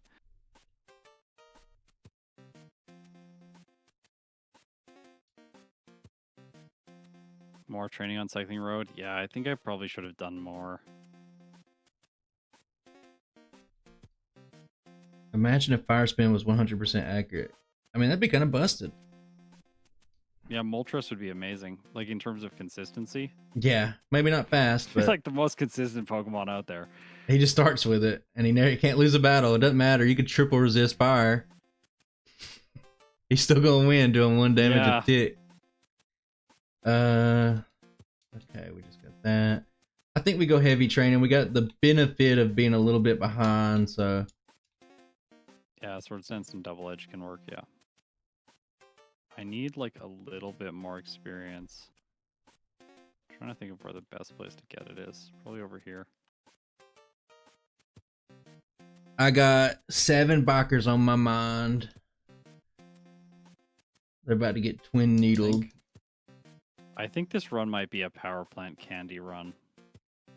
It really doesn't take that long. Like, It's like 40 seconds. yeah, if you know the routes, you don't really bump into stuff. Like, it's not bad. And like, if you're gonna battle, for me, it's like if I could use this to cut out 5 battles, especially when you're getting to that point where the battles aren't guaranteed, they could be a little iffy. Yep. It's like if you're doing like 3 or 4 battles, you can just cut it out for that one candy. Or if you can cut early game trainers and use a candy before Misty or something like that, it can be much better to just grab the power plant candy. The Brock split on this one kind of like it ruins it. It threw it on its head. Like, yeah, I thought it was going to be a get by at 13, and I was like, well, maybe you can use an early candy, get Twin Needle a little bit earlier, skip all the training, and just go straight to Misty, and then just catch up later. But no, the Brock split was kind of scary. Candy time. They should have put a candy in front of Brock. Somewhere around TM. Anything. Like, I don't think they shouldn't have put water gun there, but they could have put imagine that low kick or something, you know? And they could have retooled some Pokemon to learn it. Don't hit myself, please. Okay. Come on. No. I don't want that PP up. All right, this is a little bit rough for Blaine. I can only imagine. I'm trying to think about it now. It's really rough. Because like the Ninetales has Confuse Ray, so if you're setting up Sword Dance, you do more damage to yourself, and then it has a chance to like get Flamethrower on you, which does so much damage. Yeah, Beedrill doesn't have good. What'd you do? I took myself from full health down to 10 hit points in 1 hit from self-inflicted damage on Confusion. Okay, I beat him, but it was rough. I had to be level 55, so I used like a bunch of rare candies. How many did I use? Like 8? Before Blaine? However many you got at this point. No, I saved a few for badge boosts to optimize for experience in League. Because I didn't want to... Oh, yeah. I don't want to mess that up. And then, like, be on Agatha and just, like, leveling up at the wrong time. She's just, like... outspeed you with the final Gengar. Psychic, yeah. You know what? You're right. I'll pick up this Carbos. I'll cut out the distinction here. I'll cut out buying vitamins, but also pick up some of the loose scraps. Vespiquen? I like Vespiquen. Vespiquen has multiple signature moves, cool. I do believe. It's like attack order and defense order, I think? Yeah. Okay, I have to heal. I'm out of potions. Ribombee? I like Ribombee, actually. Oh, I love that Pokemon. It's so cute. Little scarf. It's fairy and what? Is it fairy? Fairy bug. Fairy bug, I think, yeah. Pretty good. Heal order. Oh, it's got 3 signature moves. Wow. Watch out. Okay, Giovanni. Come on. Man, you're going to wipe. You can do whatever you want. If you get done with this and you want to start the next run, by all means. But you might want to wait just so you're not sitting here waiting on me. Yeah, I'll probably just wait. I imagine you need a little break. I'll take a very tiny one. Nice to have a break. I generally don't take much break on stream because I feel kind of guilty leaving everyone just with like dead. Oh, Mega Drain does not one-hit the Rhydon, and it one-shots with Rock Slide. That's very bad. Okay. Was that a bad damage roll? Like, I hope that's a bad damage roll. I mean, that... I've seen it before where the Rhydon doesn't get one shot due to bad special. It's rare, but Beedrill might just be the perfect. I got screeched. I think that's why it one hit me. That'd probably do it. And I crit the next time and knocked it out one hit. Okay, I don't even have double edge talk. This is a pretty bad blind run. I think I had a crit on the Mega Drain the first time. We're good now. If only we could Maybe learn. Beedrill needs double team. Yeah. Let's get double team, agility, swords dance. Yeah. And Twin Needle, honestly, that's a pretty good set. Twin Needle can hit pretty much everything in the I mean, game. you're gonna have 999 Yeah. and everything pretty much with that many boosts. 12 boosts. What am I doing? Why would I do this? Like, I'm in a position to get Swords Dance, and I'm like, well, I'll just stop and battle this trainer real quick. Like, why not just get Swords Dance first? Yeah.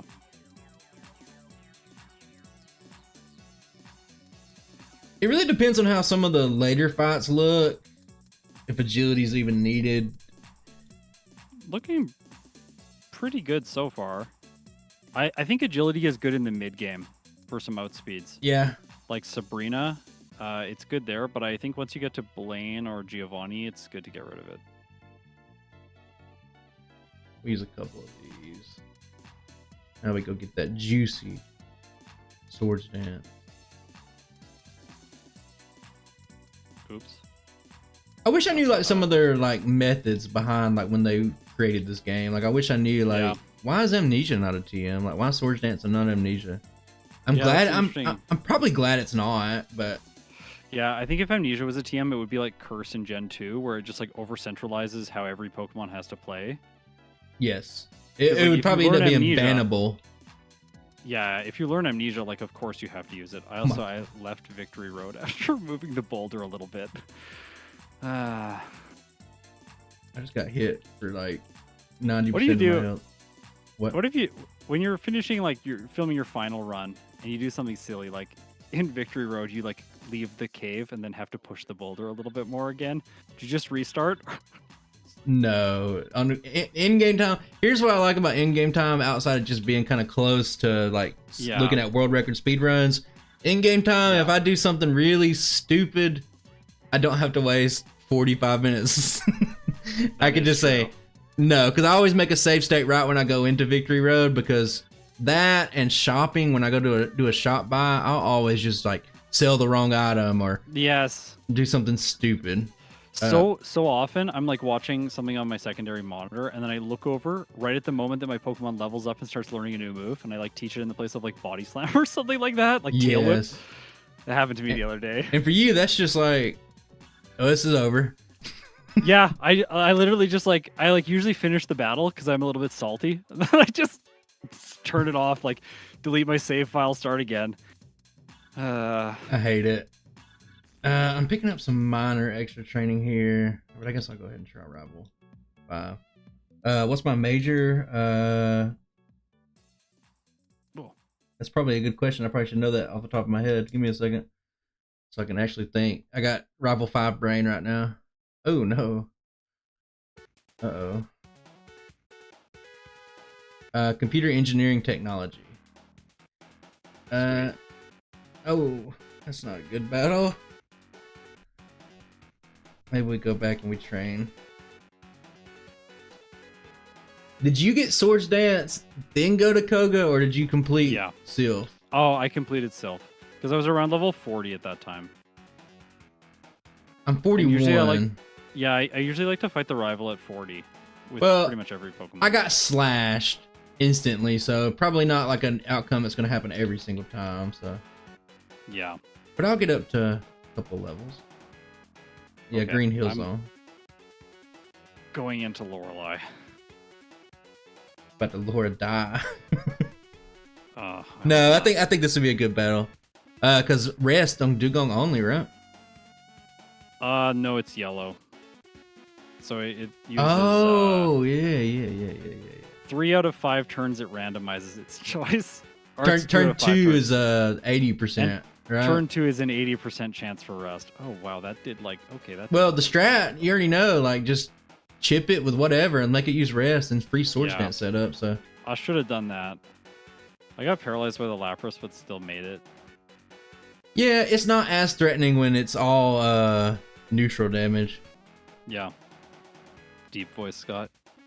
Yeah, this is deep voice Scott. I'm forgetting my allergy meds. We're level 42. You know, I predict no more problems. We'll make it straight through and we'll barely be behind Scott. Yeah, you're gonna... Yeah, exactly. I'm gonna get stuck on the champion. That's what always happens in my videos anyway. Back-to-back sand attack. You know, 3 sand attacks in a row, you win. Yeah. It feels so bad when that happens. Well, my accuracy telling me it's... Oh god, turn 1 slash. I got slashed twice, but I was able to fully set up, and I think if I can one-shot that, I could probably one-shot everything except for that. Beedrill is more of a threat to itself than the other Pokemon. Like, it really if is. it gets confused and it hits itself after Swords Dance, so much damage. I can't believe I won that Agatha fight. It's ridiculous. I imagine it's pretty volatile, but if you can get probably just one set up, probably okay. Okay, we don't need that. Jesse and James. And then we're flowing. I think. Now, I didn't pick up Swift, so I think I'm going to have a volatile Sabrina. But I can always just go pick it up, I guess. Won't be that big of a deal. Be a very free battle with Swift. Our badge boost is not showing properly for other stats. I don't know. Are they not? My software, as I mentioned earlier in the stream, is there were a lot of problems earlier today. So I'll check right now when I do Swords Dances if the badge boosts. Yeah, the badge boosters are calculating. You see them? They happen there when I Swords Dance. Oh, Lance is awful. Oh yeah, well, at least on red version it would be a free fight. Yeah, it'll be free in red. For that reason alone, red is going to be a lot easier. Yeah, depending on how that hierarchy goes. What happened? I one-hit the Aerodactyl with Twin Needle. I did not think I was going to. Okay, and then I crit the Dragonite. Wonderful. Okay, we got Mimic. Chat is pretty lit. And I'm sorry I can't talk to you guys like all day, sit around. No, I have Mimic. I'm not using it.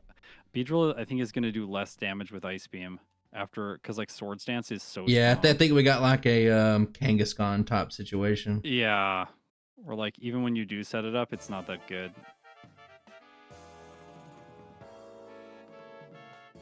Oh my god, Alakazam's about to eat my lunch.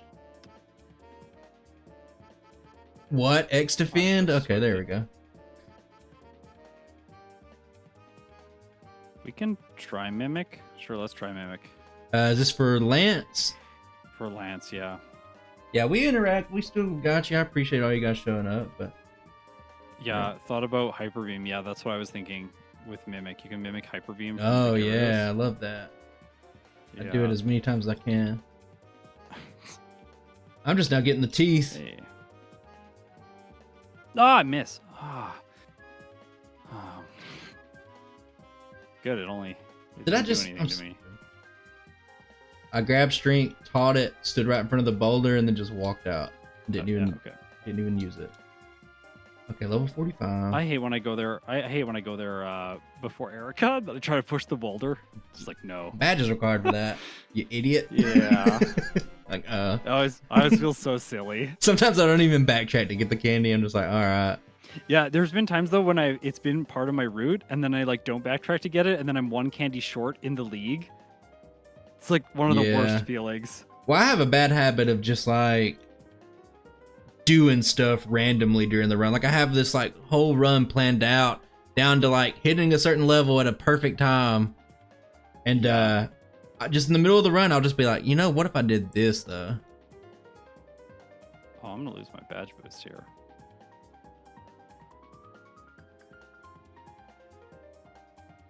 Well, that's annoying. At least I'm looking up at my game hook, and I don't think it matters. I don't know if it actually matters at all, but like my DVs are once again saying 255 for the FF value instead of 15. Oh. But my stats aren't crazy. Yeah, I think it's pointing that out. It was fixed earlier. Yeah, I'll look into that. It might be a bug. I think it just says the number, but it's actually just max value, and it's just what 15 would be. Because my stats aren't anything out of the normal, because I did double check that this morning.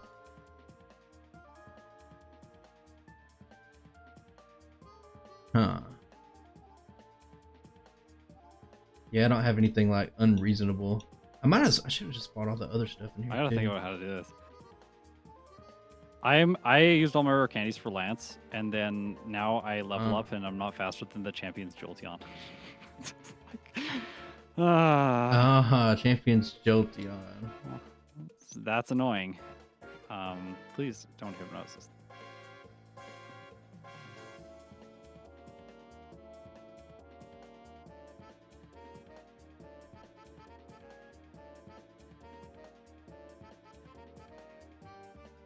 Okay, well, I'm gonna do it, but it was not worth it, or not earned. He really dropped the ball there. Okay, so I beat the game, and my clock kept running, so that's not working. But around 1 hour and 17 minutes. That could be a 15 resets. That could be a game name, meta game name thing. Yeah, it could be. I had to change mine. Am I still watching? Yes, I am. Okay, I got 4 hour and 36 minute game time. Oh, I do like Scolipede. What time is it? 4 hour what? Yeah, 4 hour 36 minute game time. I think with my blackouts, I was just wasting so much time earlier. I'm pretty sure my game time's going to be slower than that. Yeah, I did not have a very efficient route.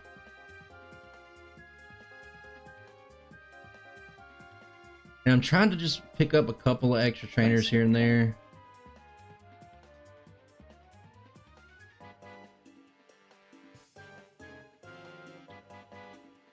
I'll probably pick up the scientist. Yellow Beedrill. Can I see Scott Stream? I don't have Scott Stream pulled up, but in between or whatever, I will. I was gonna do like we did last time and put it on the screen, but I was like, there's no way I have time to set it up. I think like Beedrill, the late game for Beedrill is honestly not that bad. Yeah, if you can just get past Blaine, I guess. Blaine. Figure out Blaine that. Blaine is by far the most challenging trainer in the mid game. And I think once Blaine is defeated, there aren't a lot of problems. It's actually pretty fast too. Yeah. Like fast enough. I'm at 123 speed, and I haven't used any candies, and I got a lot of room to go. Like, so I'm pretty sure you'll outspeed everything but maybe Aerodactyl.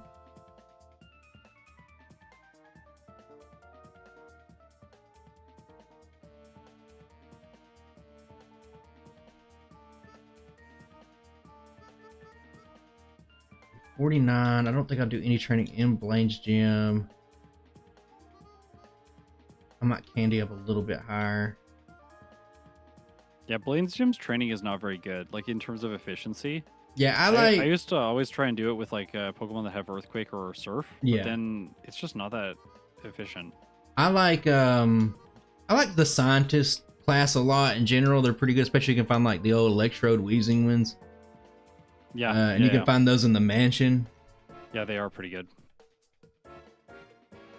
Okay, so I'm just going to bring up my tier list for a second and just talk about that placement. Right now, 1 hour and 17 minutes is E tier, alongside Pokemon like Tentacool and Kabuto and Aerodactyl. Yeah, this has the potential to be one of the worst fully evolved Pokemon, alongside Golbat and Pidgeot and Raichu. It'll pick up. I think it'll pick up significant time in the second run. Just because Brock, like I wasted tons of time at Brock trying to fight him at earlier levels. And there might be a risky Brock strategy. Let's look at, so we're going to jump over to the Rooter while Matt fights Blaine. I'm sorry. This is the run. Yeah, I'm going to look at Brock's damage ranges so that I can get a sense for like when we start doing more damage to the Geodude. I killed myself with with a +6 attack. I really did a number on myself. Okay, so Fury Attack at level 18 starts doing 2 damage to Brock's Geodude.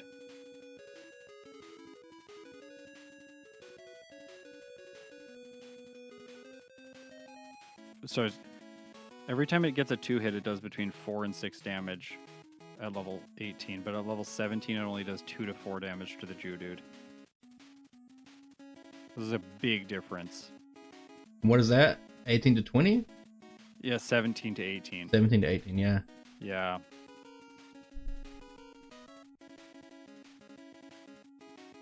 All right.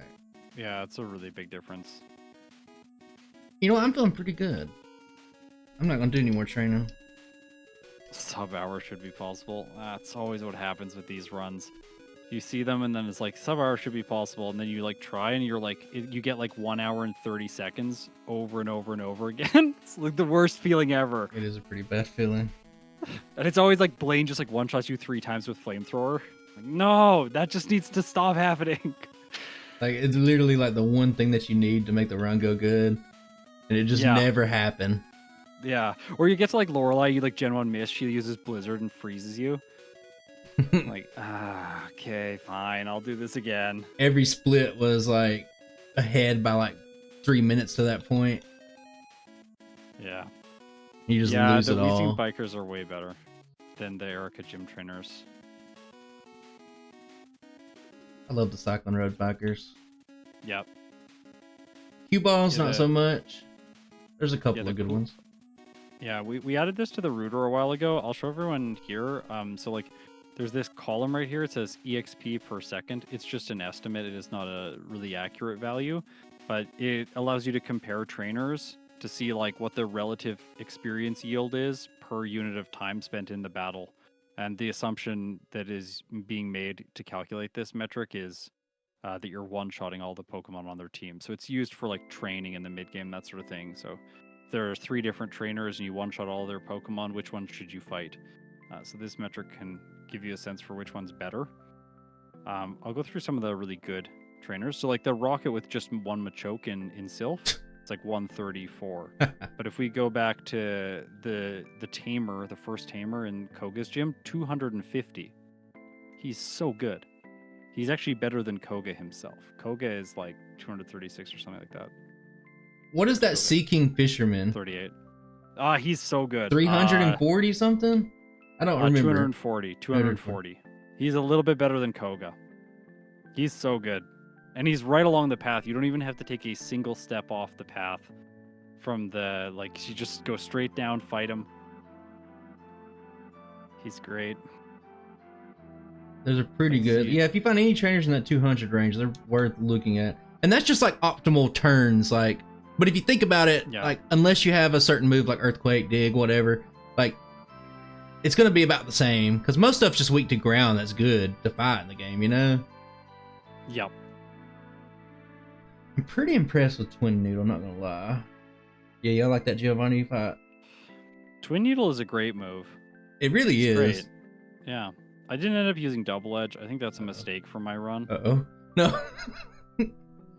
Oh. I'm pretty sure I was at... That was so close on the Flareon. Yeah, it lived on like 10 HP. I guess we'll just set up agility. I don't have Mimic or anything. Now you're going to use Slash. I'll use 1 agility. I don't even know if I level up here. It's going to be close. I'm too scared to use agility. You know what? This probably won't use a move. Agility is terrifying. Whoa, your Cloyster is pink or purple. Yeah, I made palette swaps on a few things. Okay, I was like, whoa, I haven't seen that in a while, like ever. Did I? It's normally like gray, right? Yeah. Yes. I think Starmie, Tauros, Eevee. I don't have a full like change log for it, but like there's a lot of Pokemon that are just not brown, not the right color. Porygon, change it to pink. Yeah. There's a few good looking ones that you can do. I'll just set up here. That's what we need. I think I crit on the double-edged flare. Well, it depends on how much HP I got. You're probably right, but I love Twin Needle. The Twin Needle is great. This is it's an excellent move. I wish more Pokemon had it in Gen 1. But it makes Beedrill feel special, at least in this case. It really does. Okay. Giovanni, what are the damage ranges here? Do you have the final gym fight? Yeah, I'm trying to I want to see, like, do I have one hits with Mega Drain? No. That's awful. I one hit everything else, but then the Rhydon. Okay. I got lucky with a guard spec. Yeah. Probably never gonna survive that guard spec. You might have to double team Mimic. It might be one of those runs. Just to make it safe. I think, yeah. I think it is possible to just 2-hit with Mega Drain and survive the Rock Slide. I think that's probably faster. Because everything else is basically a 1-hit except the Persian, but this is at level 56. How much damage? Is it like guaranteed 1-shot if it hits you with a Rock Slide? No, 65 to 77%. That's doable. You could play the odds. Because its crit rate is pretty low. And if you look back at it, like, you might decide that, like, hey, the late game was kind of easy. I could use more candies on Blaine. I'll be a higher level for Giovanni. And all of a sudden that percent's now like a 50-50. Yep. Okay, you only need one Swords Dance on Sabrina. It was so I set up way too long.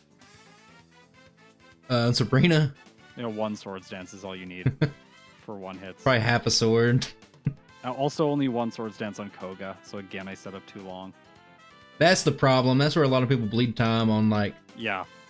Like, if you're just doing a blind run, that's where you lose most of the time. Yeah, I just have, like, no idea how many turns you need to set up for. Overdoing it. Especially when you got, like, so many moves to set up with. Do I have agility? Do I do that? The Beedrill has problems where its crit rate is holding its damage ranges back because it can set up so much with Swords Dance, and then the crit rate lowers the total possible chance. You're right. That's why we need to keep focus energy. Oh, that's right. That's the strat. Yes. I tried it on Scyther one time. And it's I tried it on Scyther too, and it did not work well. No.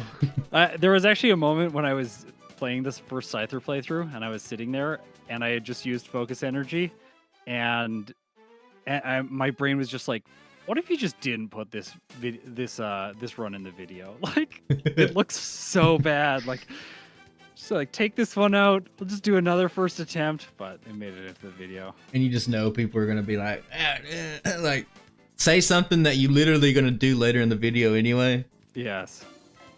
Oh, there's a lot of trash TMs. It'd be very cool if Twin Needle was a TM for sure. Okay. We're in yellow version, so let me just do this. Let's see how this league goes. Oh, it already over. It bubble beamed you already. Yuck. This is the thing about Beedrill. Like, once it gets set up, it's really good. Yeah, and like its core stats, attack and speed, are like good enough. Yeah. Oh, you're weak to Twin Needle.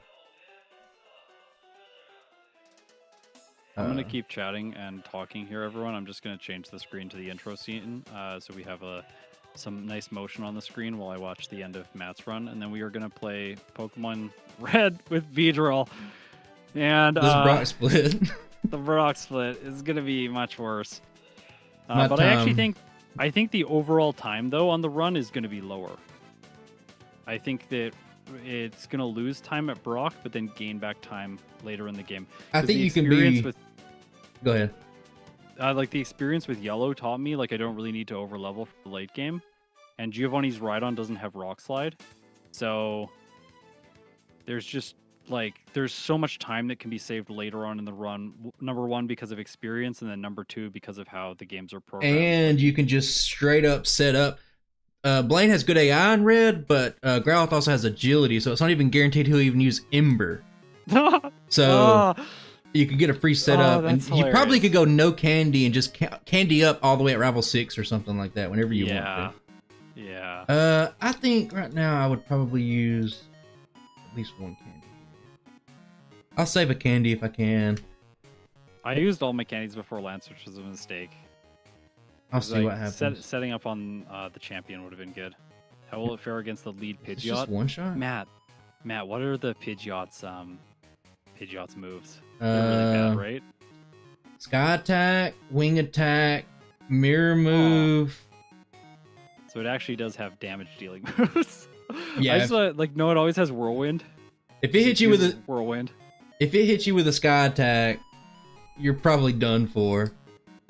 yeah. Or if it like you, let's say you swords dance, it mirror moves swords dance, and maybe you miss on something or don't knock it out, and it hits you with a sky attack after. Yeah. This is probably a mimic situation. I don't think you need agility anymore. I probably don't. I could probably teach mimic right now, Yeah. but we're just 'Cause seeing. I think you can like your speed when you badge boost, it's higher than Aerodactyl's. Oh, I'll probably never use agility again for the rest of the run, for sure. Well, that's another Pokemon that's gonna be way easier. The Aerodactyl in red. Yes, It's gonna be so much easier. it can still crit, but it won't have super effective damage at least. Yeah. And the Dragonite is free.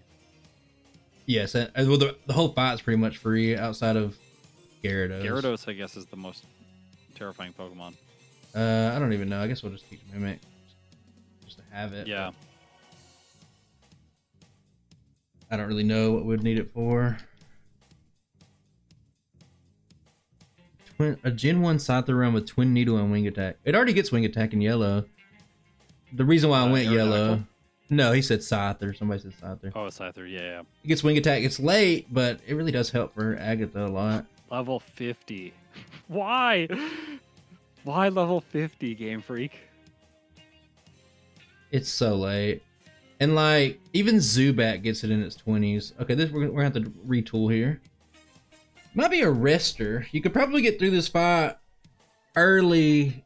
With rest, yeah. One setup, double edge, then rest after. Yeah, we'll I can see that. I'm worried. Yep. This track is so good. I thought you were talking to me. I play in the Castlevania Symphony of the Night. Oh, yeah. I'm listening to the gym leader battle again. The part where it's like really fast 16th notes just gets me so hyped up every time I hear it. It's a pretty good track. I like all the... Well, there's only 3 battle tracks in Gen 1, right? Wild, Trainer, and Gym. And Champion 4. And Champion, yeah. Yeah. But like, you rarely hear that one. Oh. I knew it. Oh, I don't outspeed. So maybe I do need to take agility. Okay, we're filling out the file. We're at the end here. Again, if anyone's waiting and you're like, what's going on? We're waiting. Yeah, we could. I mean, you could modify Scyther to have different moves at the start, but I'm not a overly huge fan of that because I feel like, what's the point? You know, like giving stuff moves that it doesn't even normally get anyway. I don't like this. I don't like the position I'm in.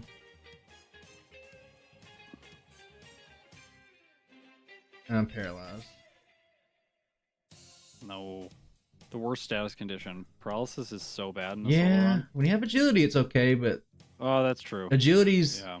the worst badge boosting move, in my opinion, I think. I'm just going to go all the way. I think agility is okay as long as you have something else. Oh, it's good. Yeah, it's not But- bad. It's like, you know, like I always say, like Bulbasaur's my least favorite starter, but Okay. I love the starters. Tombstoner, brother. You know, like I like all starters, but it's like saying like vanilla ice cream is my least favorite ice cream. Like it's still ice cream, you know? I'm just gonna unalive myself. Okay, this fight is giving me a little bit more trouble than I would like. Did you have Swift here, or did you Which fight? for Lance? No, I got Mimic and then stole Hyper Beam. Brilliant. Actually, brilliant. I kept getting completely wrecked by the Aerodactyl. Kami Kiku, $25. Fun to see a collab. I appreciate that a That's lot. nice. I guess Yeah, it I'm don't matter waiting the for order. Matt to finish. And I'm then, almost done. Yeah, if you want to see what's happening, go and check out Matt's stream. If The link is in the if that description. one guy is here. Okay, so it just don't go for 3 straight hyper beams when we got this. Pinsir still doesn't learn Mega Horn? I don't believe that. To this day. No, really? I've been looking that up. I'm looking that up. I don't believe that.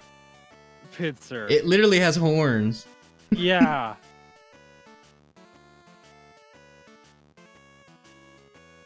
I'm so Can Twin Needle? Yeah.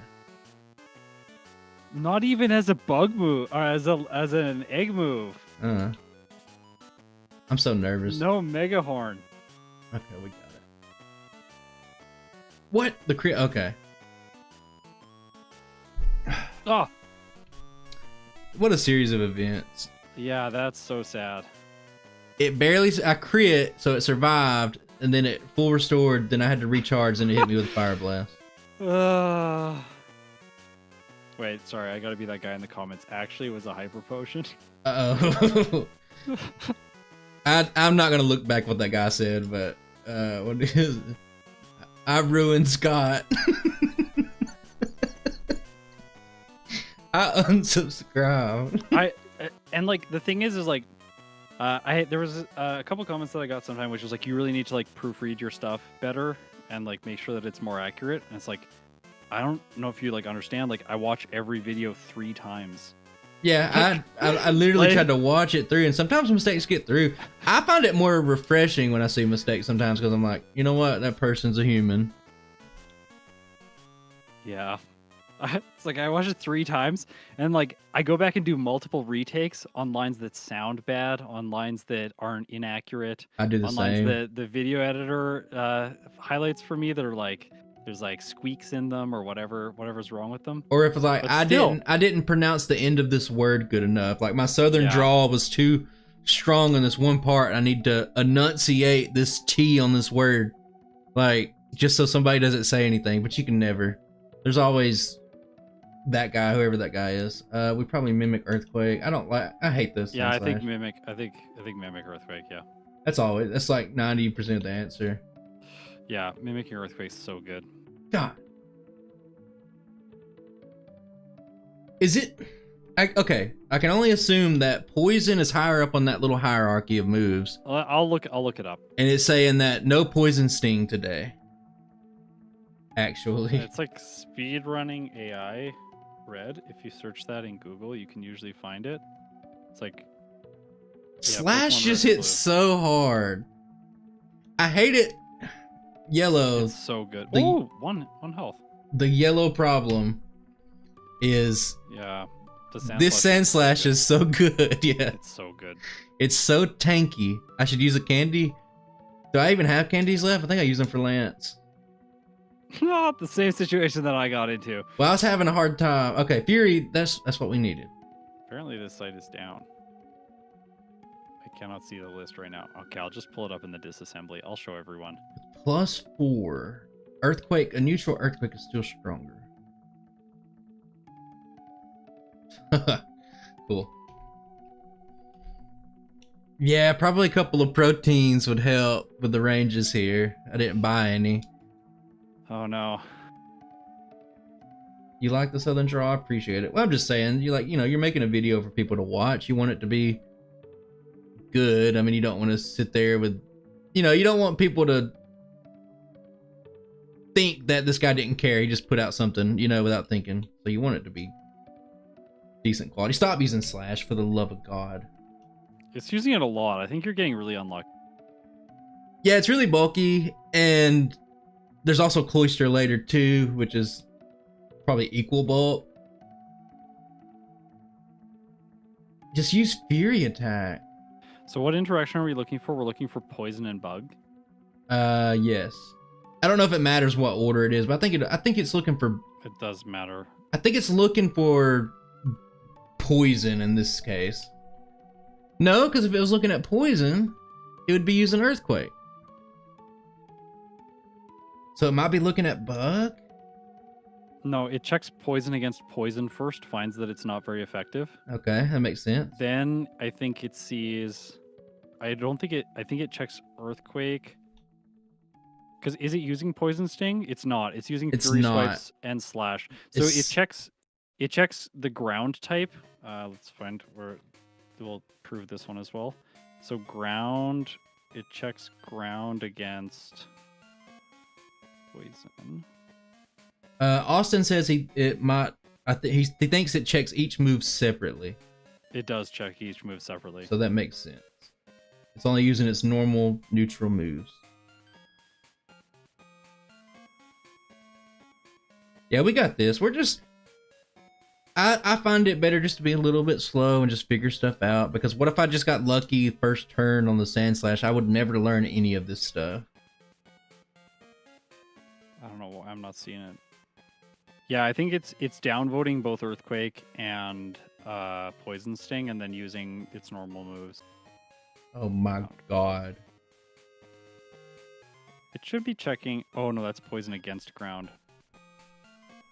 Never It mind. checks ground. Yeah, it checks. Okay, so it checks both the Poison move and the ground move. Finds that both of them are not very effective. Because essentially what it's doing, I have the list up on screen now so people can see it. It goes through this list and it finds the first relevant pair. So it goes like, my move is a ground type move, and the opponent is a poison and a bug type. So then it goes down and it looks for the first pairing, which is ground and bug. It finds not very effective, and then it moves on to the next move. Instead of checking that, then checking the ground poison interaction, checking both of them, and then putting it together and going, oh, it's neutrally effective. So yeah, they fixed this in Gen 2 by the AI just rolls the damage ranges and figures out which move does more damage and then chooses that move. Oh, you got the Magneton. I used the wrong move. Aww. Okay, there's a new strat in town. Never mind, there's not. I sold it. Okay, I'm going to game hook something in.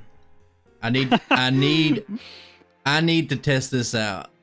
I want to see if having Mega Drain could heal you just enough on the whatchamacallit, on the Sand Slash. Have we done Sand Slash? I don't think either of us have, but I do think it's going to be a very good run. Go ahead. Did you skip rest?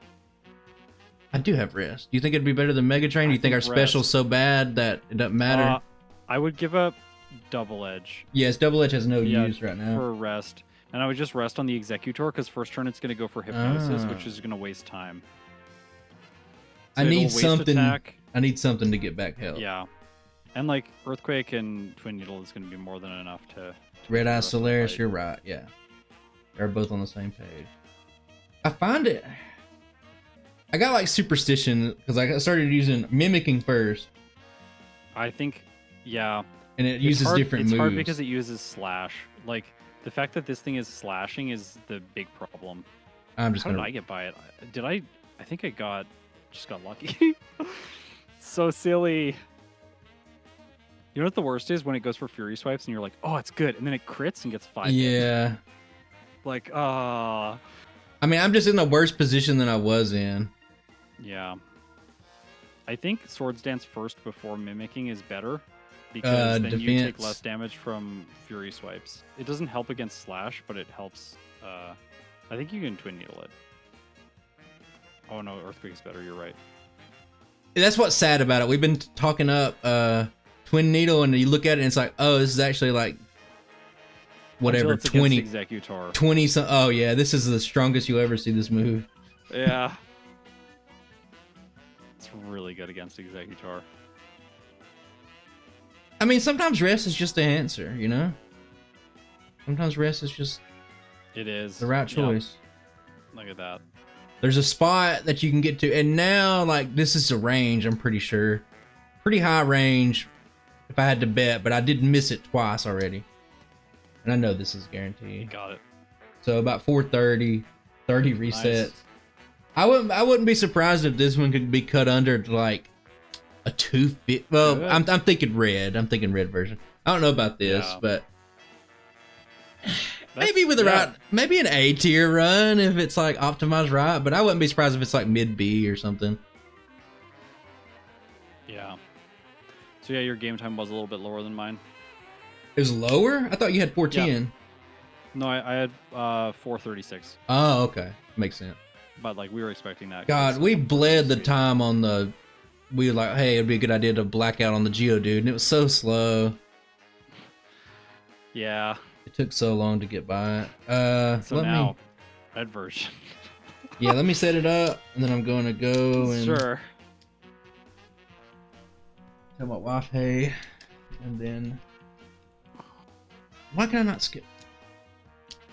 Also, everyone, just before we start in red version, there are going to be some overlay errors on my side of things because For whatever reason, something happened with my software after an update to GameHook last night, and things are just not working kind of properly.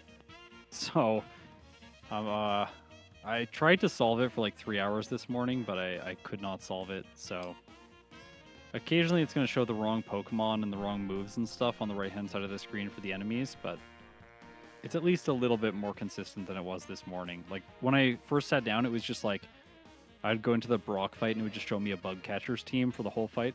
What? So weird. I had some weird stuff too. I got a feeling like I woke up early this morning and I got the feeling like I seen the thing where it's like, hey, you have to update now. And I was like, okay, I better look at that then. And then like I started getting some weird stuff and I was like, like it would be like that. Let me load Red Mapper. I'll get everything set up. There I go.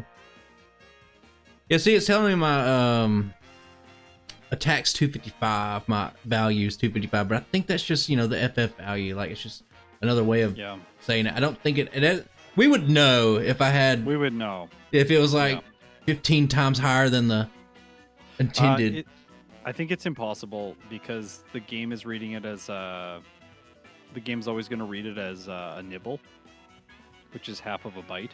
Yeah. So even if the byte is set to the maximum value, which is 255, the game is always going to read the DV as 15. It makes sense because in the code it's set as I think I got it pulled up. I don't even know if it matters. You already know. Because I think you started this code around the Ghastly run we did on stream last year. Is that the base you're using? No. Okay. I just remembered like because remember like Porygon Race and stuff like that, it was just like, well, it's imperfect stats until you level up. Yeah. And you had like a new code. It's not the case anymore. No. You have the formula like yeah, it reads like as soon as I get a Pokemon, it basically just overwrites the stats with the perfect. I got it from the God, what is it from? You let me look at the Gen 2 overlay and I adapted it over to where it sets the stuff up. God, the Gen 2 one's a mess. Set up. Yeah, it's just 0xFF just set up, so it should be fine. I think it's fine. I didn't notice any... Like, I wasn't like, man, this resisted Twin Needles one-shotting... there was... Arcanine at level 40. Yeah, Vanman and I did a stream once, and it was not setting these stats correctly, so occasionally, throughout the run, it would just set your Pokemon stats to what they should be at level 5. And like, he just got like one hit by a Growlithe or something, he's like, whoa, that Growlithe is really strong. So silly. Okay, I think we're good on red version. Let me refresh the overlay. Oh, do you not have the thing that sets your options automatically? I should send that to you. I do. Okay. I don't know what I was doing. I was just in there. I was just hanging out in the options. Yeah, I got them set. I got them set. Okay, overlays refreshed. Red version's pulled up. Everything's normal today, guys, except for yellow color palette. So normal sprites from everything. I have actually made a custom color palette for my I seen that, run. and I was thinking, do you have trouble figuring out how to get a certain color into the 0 to 31 RGB? No, I just used the like a picker tool thing from Photoshop and put them in here, and then it just worked. Oh, really? Because I messed up yesterday. I did not send Snowy the correct information. So they spent the whole day working on adding a feature to the emulator, which wasn't actually the feature that I had requested. So I figured because I made this mistake and made someone do a lot of work, I should probably just utilize it for one run. So I made a Beedrill custom color palette. It is using the blues from the little like arms on Beedrill's Sugimori art. Yeah. And it is using the yellow and the red from Beedrill's like body and eyes. Well, if you're ever making a custom palette and you're going through and you're struggling to see like what is 0 out of 31 SGB palette, because nobody uses that stuff. Like Photoshop, you know, what is it, 1 through 255 or whatever? Yeah. You would just... Is it 255? Or am I just thinking in coding? I think so.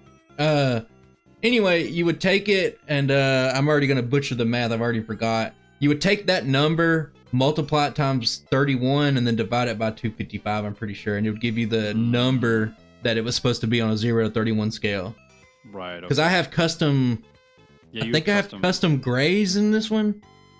There is some custom stuff. It's not just straight yellow, but whatever. But give me a second. I'll be right back. Give me like a few minutes, and I'll be right back. And we'll start this hail. Appreciate you guys in the chat. I'll be back in a minute. It's gonna be just me here for a moment. This is how it normally is. Also, this music's really good. The Rocket Hideout music. Also, I changed all the Pokemon that you're seeing here in the title screen. They're custom Pokemon. There's like a list and it randomizes between Pokemon from the list, so I decided to put some custom Pokemon here. I have had some questions if this is going to make it into a fully produced video, and I'm just going to decline to comment on that. I did do Beedrill though as a stream, or sorry, Butterfree as a stream on New Year's Eve. So, also these two are not currently ranked in my tier list. That's the information we have currently. Yeah, let's look at that tier list for a second. Here's the tier list as it stands. The reason Beedrill and Butterfree are not currently ranked in my tier list is that the Beedrill vs Butterfree video and then the follow-up video that I did to that one I did so long ago. With Beedrill, I used Hyper Beam, and with Butterfree, I used Substitute. Obviously, those are not the correct strategies for the lowest possible time, so it is important to come back and revisit these to try and get a little bit more objective results. I realized after talking with Matt on this stream that I kind of set myself up the most hardcore format. Because it's like, if I mess up a strategy or something, I'm not tracking with game time, then I just have to like go back and do all the runs again. But I'm kind of glad that I have got myself into this situation, because it's really fun going back and revisiting a bunch of this stuff. It just more reasons to play more Gen 1, and I love these games. Scott, do more collab lives. Yeah, I'm hoping to do a bunch of different live streams with people in the community over this month. Again, I'm just doing this for fun. I think it's fun to just like sit down, hang out with people, and play Pokemon, like share some ideas and get someone else's perspective on the game, see how they play the game. It's really fun. There will still be a lot of the regular content though, starting in February. Yeah, Butterfree had a really good result in the stream. It was like 56 minutes or 54 minutes or something like that. Way better than Beedrill. All right, I'm back. Who's better? Butterfree? Yeah, Butterfree. I just did a Butterfree stream like on New Year's Eve, and it had a result. It's like 54 minutes or something. 55 minutes. I didn't have a good time with Butterfree, but I haven't done it in a while. I'm gonna do a Butterfree versus sometime in the year. Nice. To where I'm gonna do Butterfree itself versus starting as a Caterpie, so that you can get Harden. Yes. And see how Harden affects the run. That is an amazing point. We did not talk about that. Because yellow. If you start as a Weedle and evolve to Beedrill, it does not learn Harden. No, only in yellow it does, right? Harden. No, they didn't change it because Oh. Kakuna isn't in yellow as a Pokemon that you can catch in the wild. You're right. So they updated Metapod, but they did not update Kakuna. I would probably be fine. Hilarious. Well, luckily it gets Swords Dance. At least. Butterfree just feels like it's lacking. Like, it does get Sleep Powder, and it's not awful, but I don't know. I'd have to take a look at it again. Butterfree, Butterfree really worked for me, just thinking I don't need to level, I don't really need to train that much. Like, all that's important is hitting the Sleep Powders when you need to. Speed ranges, Sleep Powder. Yeah. Yep. All right. Are you ready? Okay, yeah. I'm ready to go. All right, I'm going to hit start in 3, 2, 1. All right, everyone, here we go. This is the first red run that I have done on the channel in a long time. Maybe a year now? No, maybe 8 months. Quite a while. The last one I did was Kangaskhan. Okay, my Butterfree time was 54:39. Now, I replaced Bulbasaur. Me too.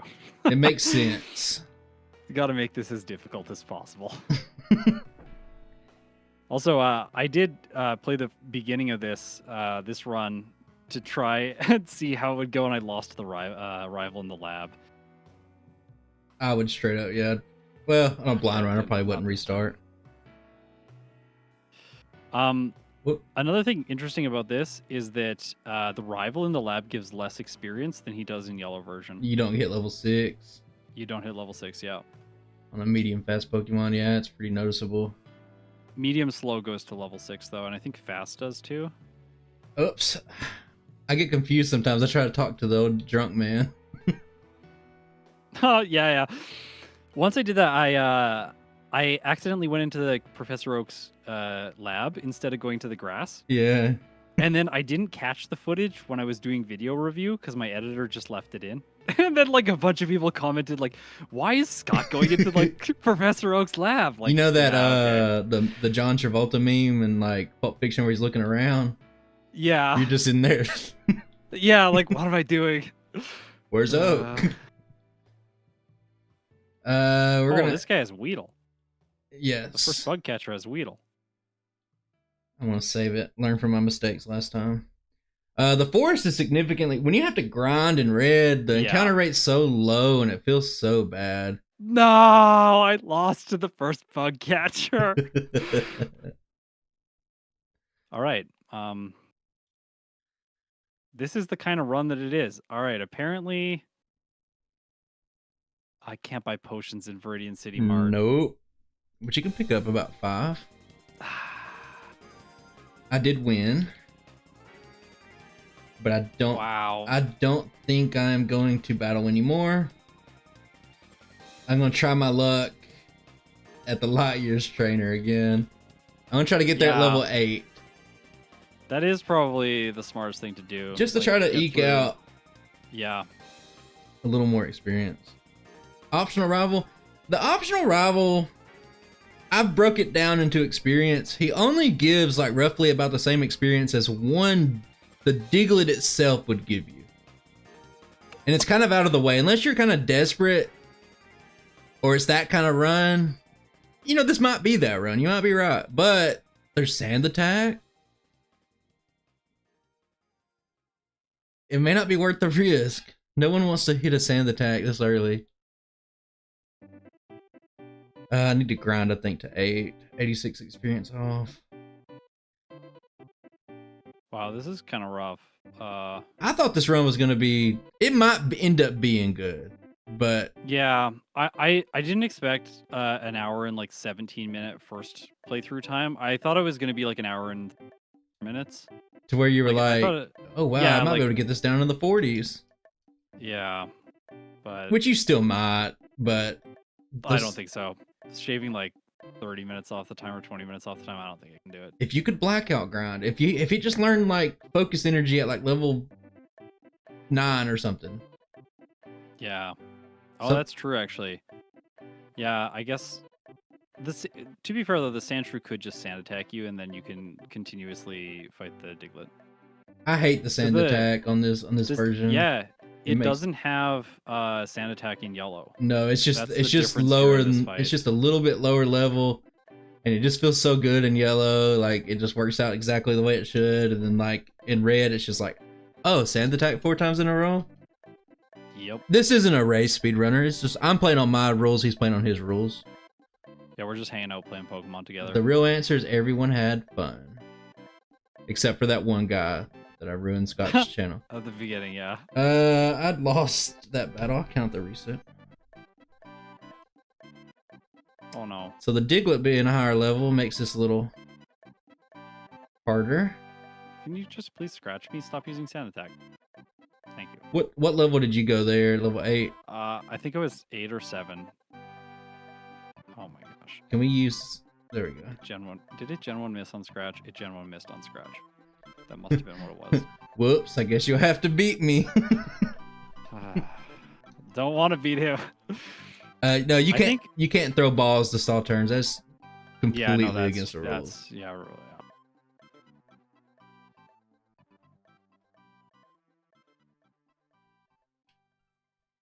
Beedrill, that's just a mutual Pokemon. We both have it done. That's pretty much it. Well, I did it a long time ago, but I haven't done it recently enough that that it was relevant in any meaningful way. Well, I find that like there's going to be a time where it stops, but like every year or so, it feels like you discover something that just changes the way you think about the runs, and it's like, oh, I can make every run so much better. Yeah, like this year, Ike the Killer just came around and was like, "Hey, actually, all of what you're doing in the mid game is awful." I was like, "Oh, okay." So I guess I gotta go back and do all the runs again.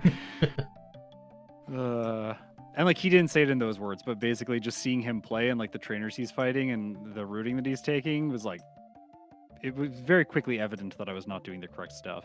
Yeah, there's gonna be a time where it's like not gonna be efficient to redo runs anymore. Like you're not gonna be able to save more than a minute or two, but for the first few years at least, it always feels like there's some new like massive, like I did Zapdos last year and it had like a 220 something time and it was like really good A tier run. Yeah. And I went back last week and I was able to push it to 4th place, like 212, like wow. just through stuff that I've learned over the past year. And it's just like, okay. Yeah. And then it makes you wonder, it's like, well, how many of these runs are just obsolete now? And like, I want to get to the point where I want to release a tier list video, like talking about the first half of the Pokemon, but I always look at it and I'm like, well, I think this run could be better now. Yeah. I got a few. A lot of them are from Austin, though. Like, Austin will just show me a time, and I'm just like... Austin is a fantastic player. I messed up somewhere on this run. Like, whatever I did a year ago on this run, I missed something. Yeah, sometimes also, like, I forget which one it was. It was, like, Venonat. And I was looking at my like Discord channel where everyone's doing the runs, and Red Riosi got a time with Venonat. I just looked at it and was like, "Wait, what? Like, how is that possible?" So then I put in a lot of work for that video. Oh, what did the final time end up being? Venonat, I was like at 117 or something. No, Speedrunner, you have to know about light years blackout grinding. We're just blacking out, getting some easy experience. The idea would be you just fight Brock at the level. Like, it's too slow to grind on the Geodude. Oh, but this is perfect. I think I'm gonna. This is as far as I can go with it. Come Wait. on. Oh, I'm at 28% accuracy. Yes. Yeah, the forest is awful in red to grind at. And I know you guys banned blackout, but I mean, Scott you used to not blackout too, right? Yeah, but that was just because I'm, I don't know, unintelligent. Like, I was just like, when would it make sense to black out and take the experience? Like, you lose the money and you. I get the walk. I get the mindset behind it because it's like, well, this feels kind of like weird, like doesn't really exactly feel like in the spirit of things, you know? Yeah. Like I get the mindset behind it, but then like the more you play, you're just like speed. Like, yeah. And like at the end of the day, like my goal is to like show up and try and get the best results that I can with every Pokemon. Like it's not really like. And some of them, it doesn't really matter how I helps. feel about things. Sometimes it helps so much. The goal 18 was yellow. I don't know about that for red. To be honest. 18. Oh, like level. Yeah. Brock. Yeah, the Geodude is annoying with Defense Curl, but it doesn't damage you when it does it, and the Onix doesn't have Bide. It has more of a chance to use Bide, so you can just waste the turns with focus energy. Bide, yeah, it doesn't have Bind. That's right. It doesn't have Bind, so there's a additional chance to use Bide. Yeah. And we're gonna outspeed it anyway. I'm pretty sure. I get my speeds mixed up. Is it 27 speed in yellow? 23 speed on 23, the Onix. 27, I think. 27. Yeah. So we already like outspeeded at 13, yeah. 20 sounds probably, but I think 18 is possible. I also think it's better to train just south of Pewter City in red because the encounter rate in the forest is like 8%, whereas in yellow it's 25. So you're going to actually get more encounters just outside the forest faster and more attack stat experience. I got this little shifty move going, and I feel like it ups my chances. It's it's not true at all, but it's like when you're a kid and you're trying to catch a legendary, and it's like spam the B button as fast as possible. It will. When it shakes once, hold down B button. Yeah. And then like later we actually realized that like, oh, this is actually how it works because there's like RNG manips that you can do. Yeah. But I don't know if humans are like, if you can time things precisely enough to actually pull it off, but I know the computer can do stuff like that. What, the RNG manips? Yeah, you can. They do it in the speed run. I actually practiced it a lot over this past year. Like the God Nidoran manip with a YOLO ball. It's like right when the perfect cry comes out and you like buffer up the items. Yeah, you can do it. You can do it. It's just it does it have to be frame perfect? Yeah, but you have 22 frames or something like that to hit it. So it's okay. Pretty generous. It's just pretty generous. the Mount Moon manips where it's crazy because there's so many steps. Like 80 steps. Yeah. And you have to do it perfect, and you'll hit a tile at the end, and you'll perfectly catch a Paris. What is a bonk? It's when you hit into the wall like that. I put my bonk counter up. How do you have your bonk counter up? I was gonna do it because there's a certain sound file, but the way sound files work in the game is it goes from 0 to that number, then back to 0. There is a speedrunning patch for Pokemon Crystal that counts a bunch of metrics. It like adds functions to the game that like go in and count all the stuff. I ported that from Gen 2 into Gen 1, so like I have the game is actually counting the bonks for me. I was gonna do it. Loads that sound, it increments the counter. And then I added a hotkey to my overlay, so like I have a controller function that when I press it, it hides and shows the bonk counter. That's with the, what is it? Rewast or whatever it's called? What is it called? What is the program called? That is what it's called, yeah. But no, this is with like my overlay. I programmed in a thing called Keyhook, which allows like my overlay to get keyboard access. Ah. So interesting. Then I can set it to like an F key or something, and then when I press like a button on my controller with Rewast, it sends the bonk, turns the bonk counter on. I was supposed to be able to switch the reset counter to blackout counter while I was playing, but unfortunately that one isn't working today. So I was trying to do it for people earlier on. They're like, why isn't it counting the resets? Blackouts is resets. I'm like, I can switch it, but unfortunately I can't today. What do you think the one thing is that you've explained about 400 times but people still ask about? Is there anything like that on the channel where you think about it and you're just like, you think that maybe you could explain it a few times and then you just like save yourself some time later, but if you don't explain it once, everybody's like, what? Is there anything like that you can think of?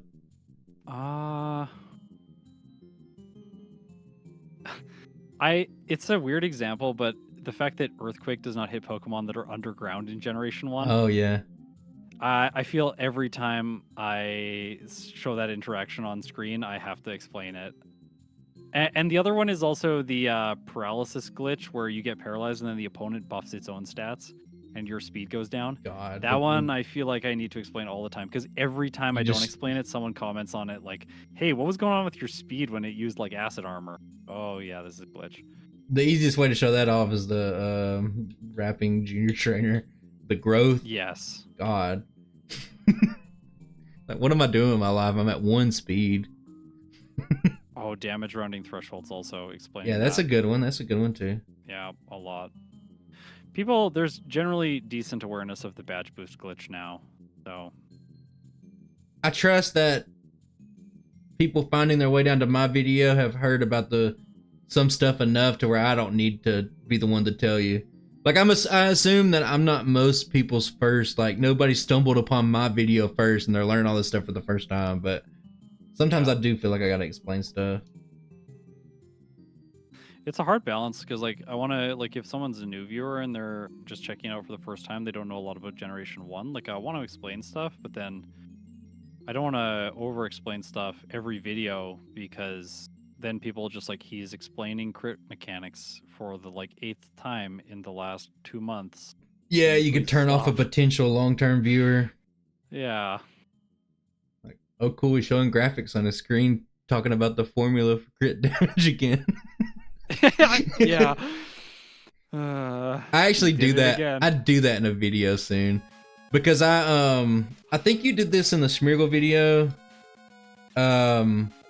You calculate the damage, the effective power of a high crit move into the effective power, and I made a new formula for that.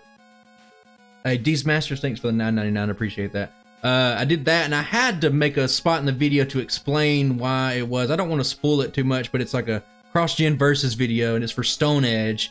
that I didn't know was high crit until I started the run. And High crit? it's high crit. No way. It has 100 base damage. Oh my gosh. And like I was so intrigued by the move during the run that I had to make changes to the overlay to like express how powerful it was. It's only got 80% accuracy though, because it's a rock move. Of course, it only has 80%. Yeah, of course. Oh, if you like the maths, I have another math minute in that video, so we go all over. You'll see formulas on the screen, graphics, numbers from J Rose vids. See, that makes sense if you found my stuff from like he said. I found both Scott and Matt from J Rose. That makes sense. I mean, like, say what you will. Like, I know some of you guys talk bad about J Rose, but if he's making content and it's doing good, we're doing good. Like, we're getting more views from it. You know what I'm saying? Yeah. I think like my view on things has always been like, I think that like people in the same niche as you are not your competition. Like, these are the people that like you work with and that you share ideas with and that help like push you to the next level. And it's a community. Like, there's like, a level of interaction between like viewers where they see some other video and they go, oh, I want to check out this person or something like that. Oh, I'm out of J Rose videos. What is this recommended to me? I guess I'll watch this.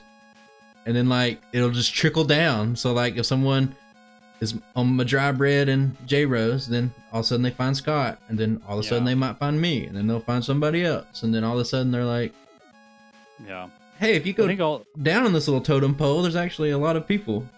Yeah, and there's like a lot of interesting stuff going on.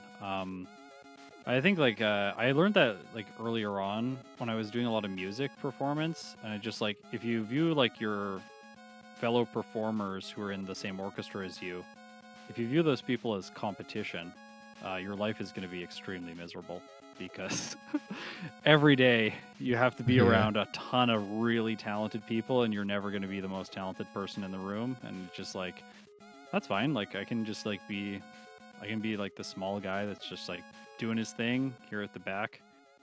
I don't need to be the star of the show, and we're all of us together are like working towards something that's like bigger than all of us could individually do.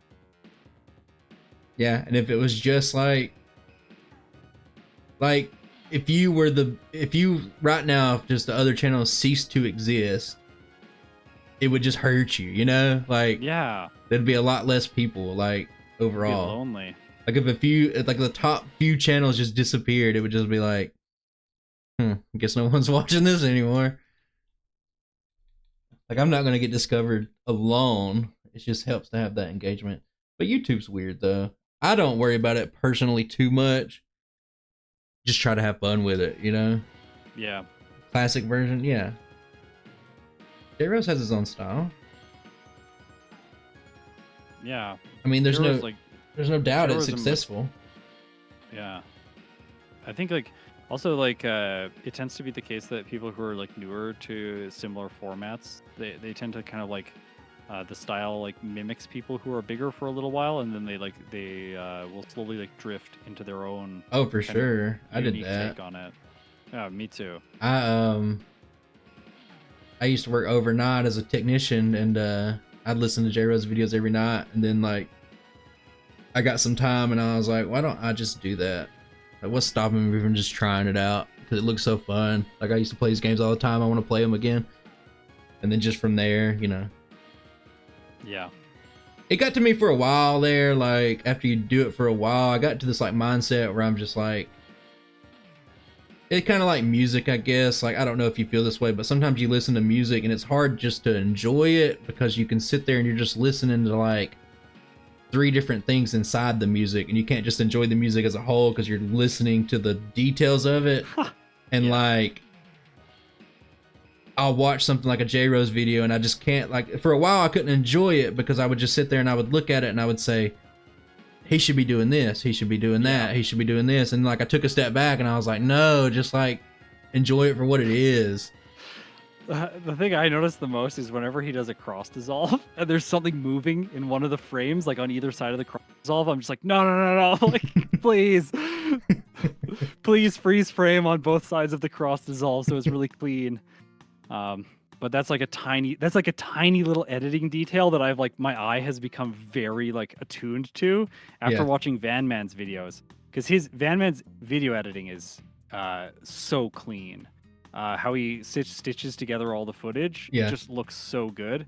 I remember I watched his Sandshrew video maybe a year ago and immediately sent it to my video editor, and I was like, every video has to look like this. Like, this is like the new standard, because yeah, it just looks so good. Okay, I tried Brock at 18 and it's not good. It's not. You think it was bad No. luck because of the No. the I two ran out extra of PP levels on are the really Onyx. killing it? I don't know, maybe 19.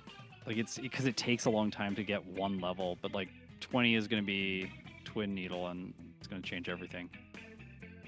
Do you still get like you're getting like you're easily like big enough to where you're just your own person now, and you're at the point to where you've spawned. I'm making this like a podcast now, pretty much like an interview, but like you're at the point to where you've like spawned like when I first started with J Rose, like you've spawned a lot of people that inspire to be like you, so they do videos like you now. Oh my god, did I just lose my train of thought?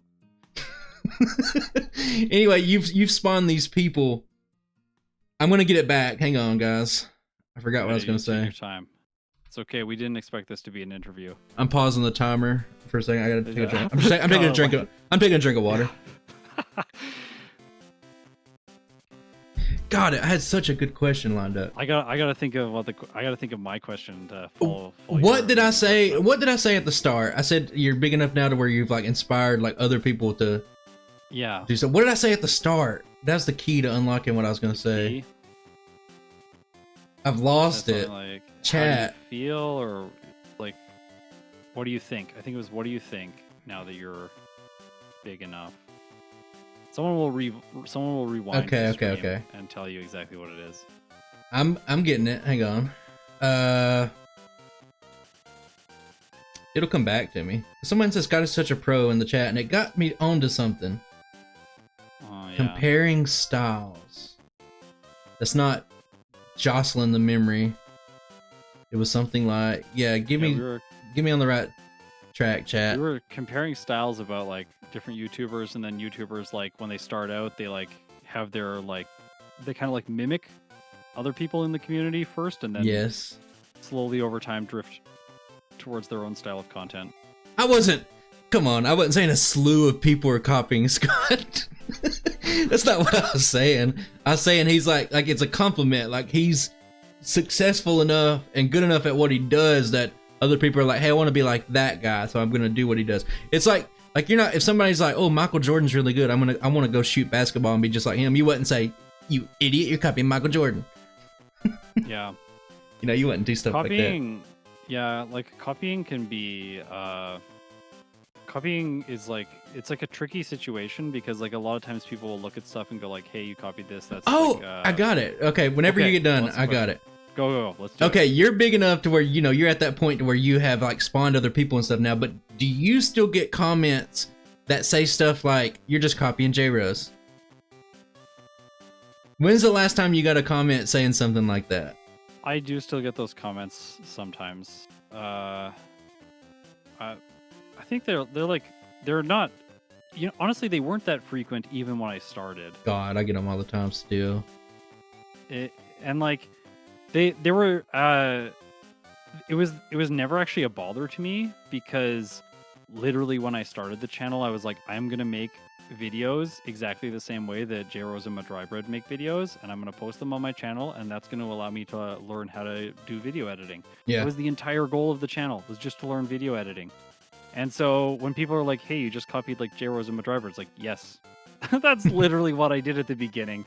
And then after people started watching my stuff and I really fell in love with the format, then I like slowly started figuring out like how I wanted to approach these, and I changed a lot of things. Versus videos, yeah, random like, crystal Pokemon that no one talked about in years. Yeah, and so I sort of like found my way slowly, but it,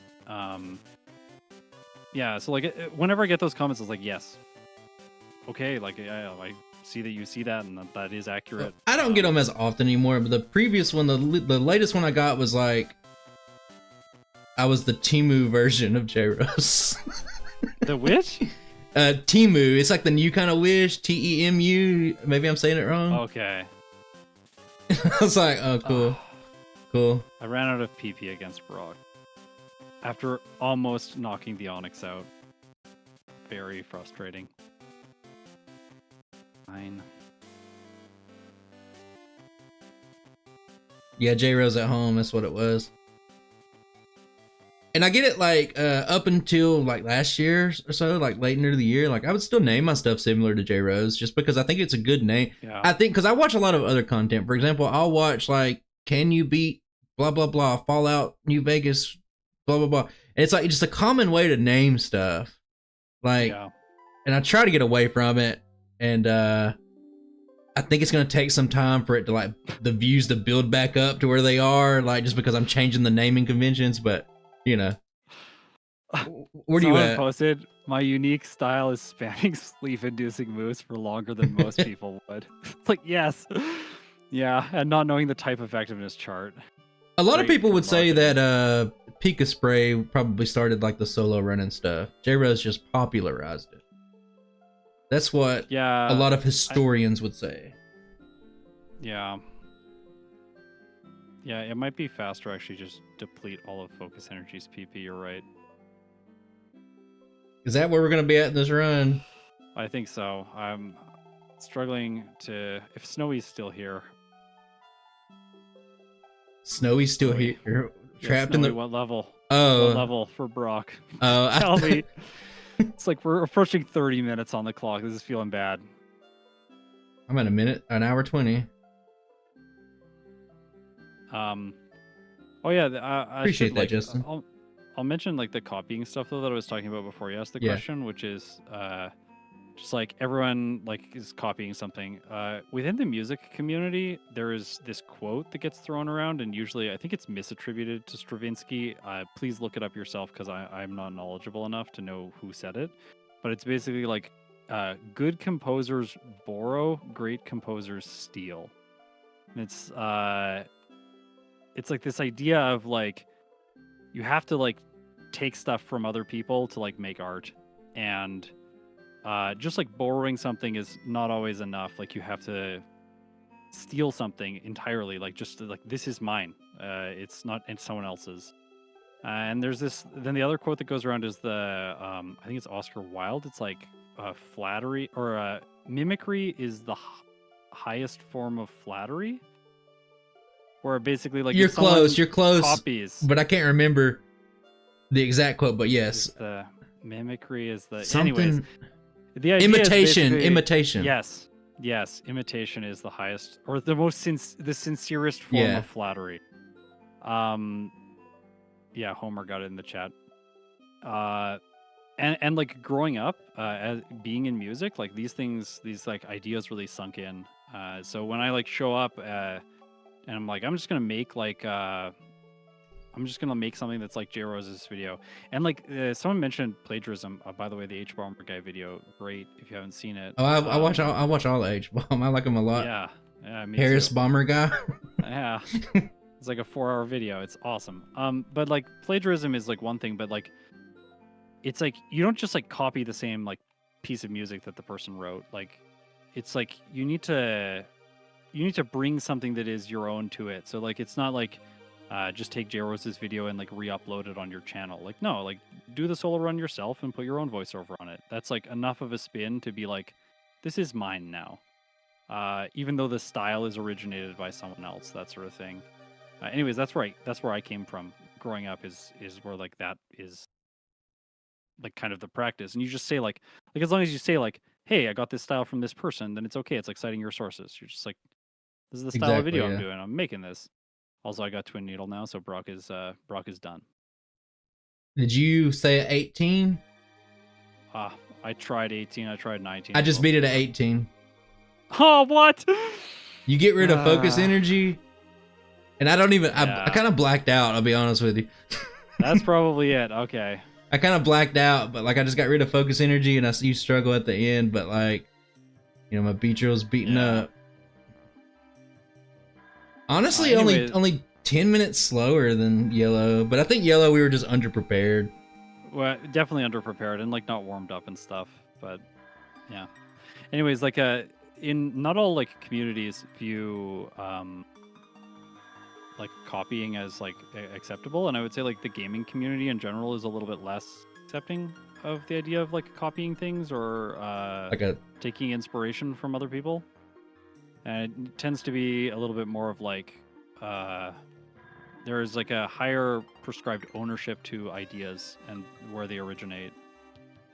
So that was something like I learned in the community fairly early on my channel. Like I was looking at thumbnails for other people. I was just like, who has the best thumbnail? Like, who genuinely has the best thumbnail? And I looked at a bunch, and eventually I was just like, like J-Rose's thumbnails, like they just look like so clean. I do like his thumbnails a lot.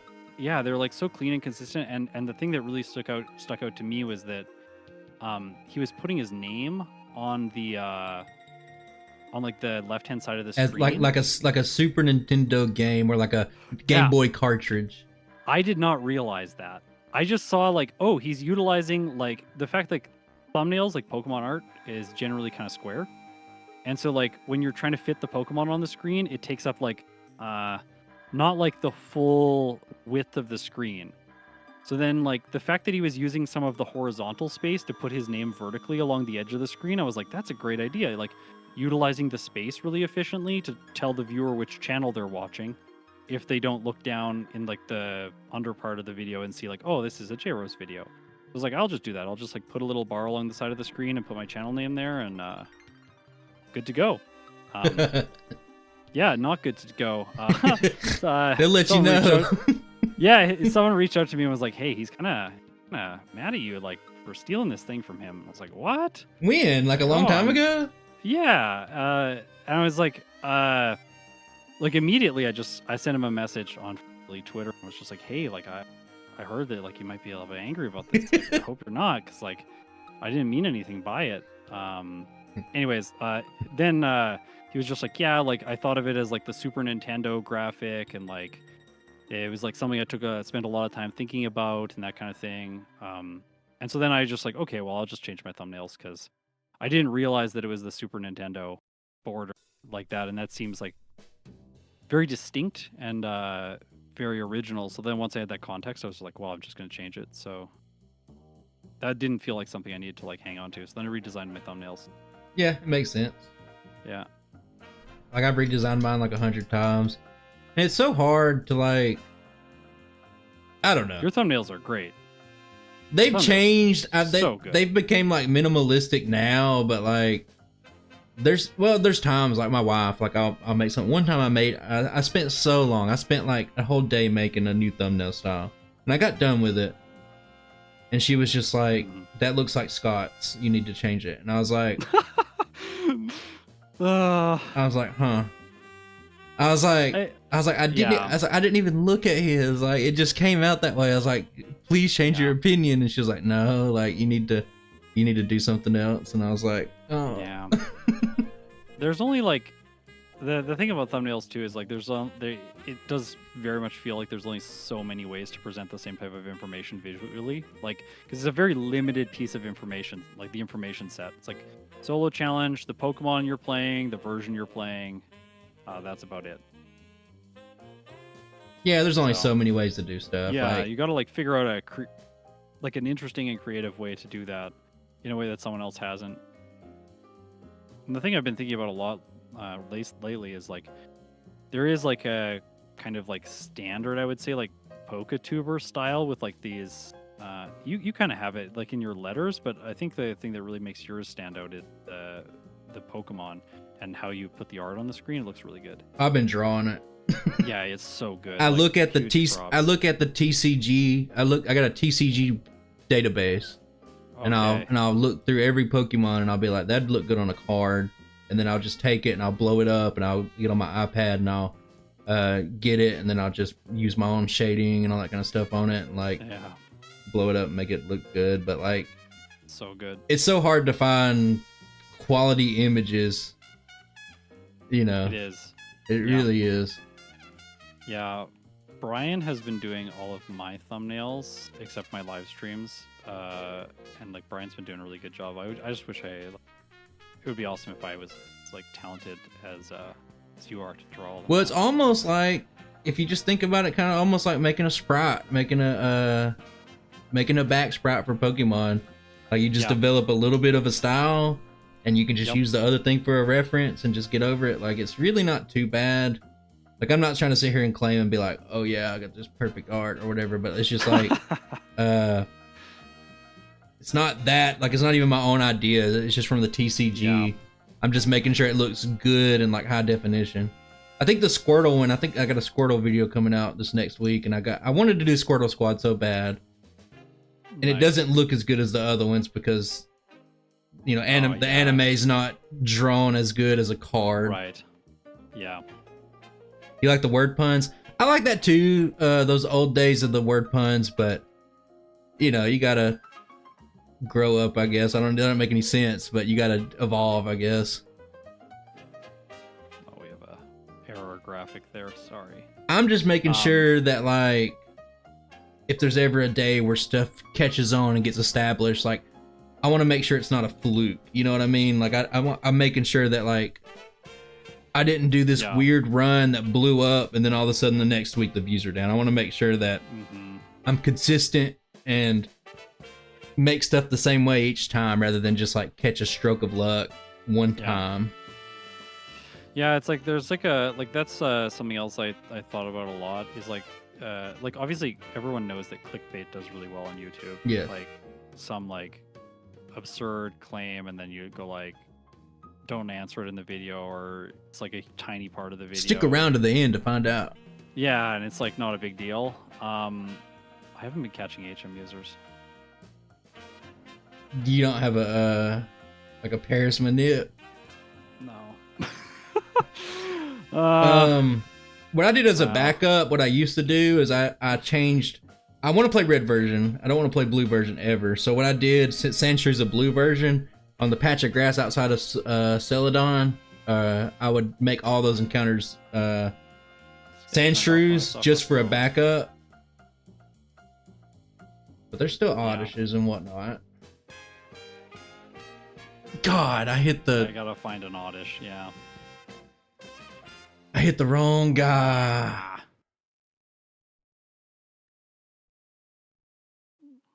That'll be a big point of a video for this. Like it's surprising that Twin Needle is just neutral to bug or rock ground.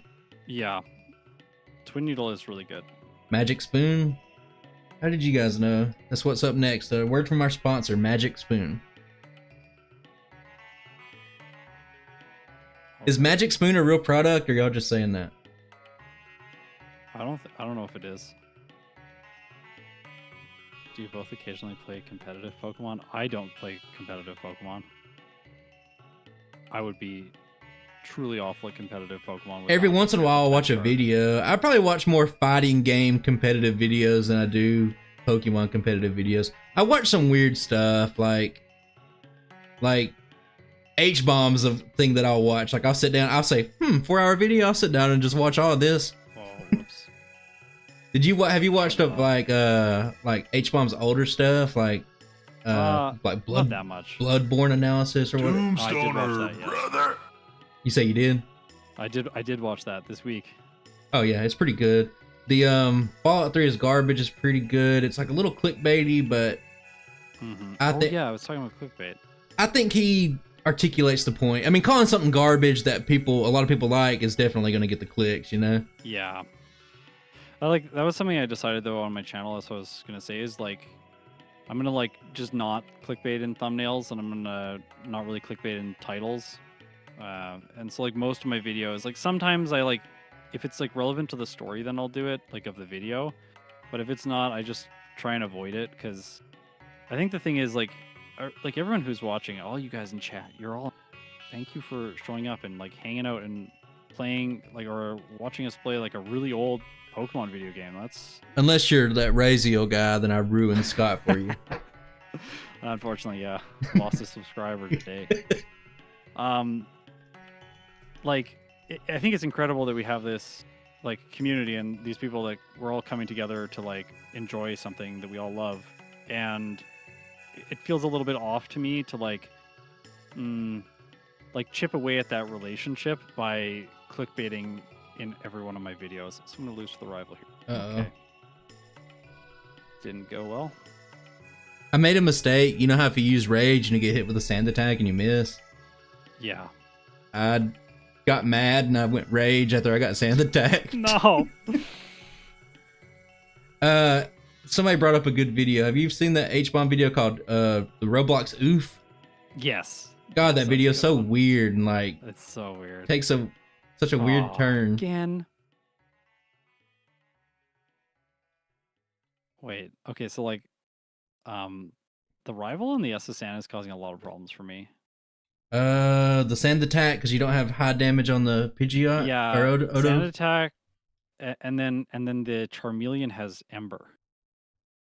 Yeah, and it has. And like you don't really have like okay, I poisoned it this time. That's nice. Does a decent amount of damage too, and I'm missing like all That is something plays. that we're not thinking about, and I think that Pathologic. Wow. Yeah, Lamia. I've seen all of them. Like I watched I went on a bender the other day and watched. Not the other day. Maybe the end of last year. Sorry, I had to reorder some windows here. Little delay there. Come on. Yeah. Oh, Sand Attack. Sand Attack is my least favorite move. Yeah, that's one of the things I don't like about Red Sand Attack. It's like they focus it. It's like Yellow knew to rebalance it a little bit and like kind of lean back on it, but like just from the Light Years trainer, they knew that somebody one day would be doing this blackout grinding, and they put it in the forefront. And then the Pidgeotto, Banson Saber, thanks for the 5. What did you say? Wow. Barely made it in time. No, there's plenty of time, trust me. Am I still watching? Yes. I'm almost at that rival, so we'll see.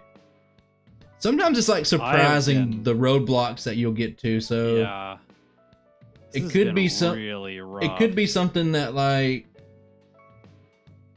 all the bottom floors of the sailors, maybe even some route. There's some poison types on route. I never know the name of the route, but I go there sometimes with the engineer on the side. What is it? Route 11, 13? 11, yeah. 11, yeah. Yeah, Hector, I've thought about making shorts for like stuff that I explain all the time, like badge boost glitch and stuff like that.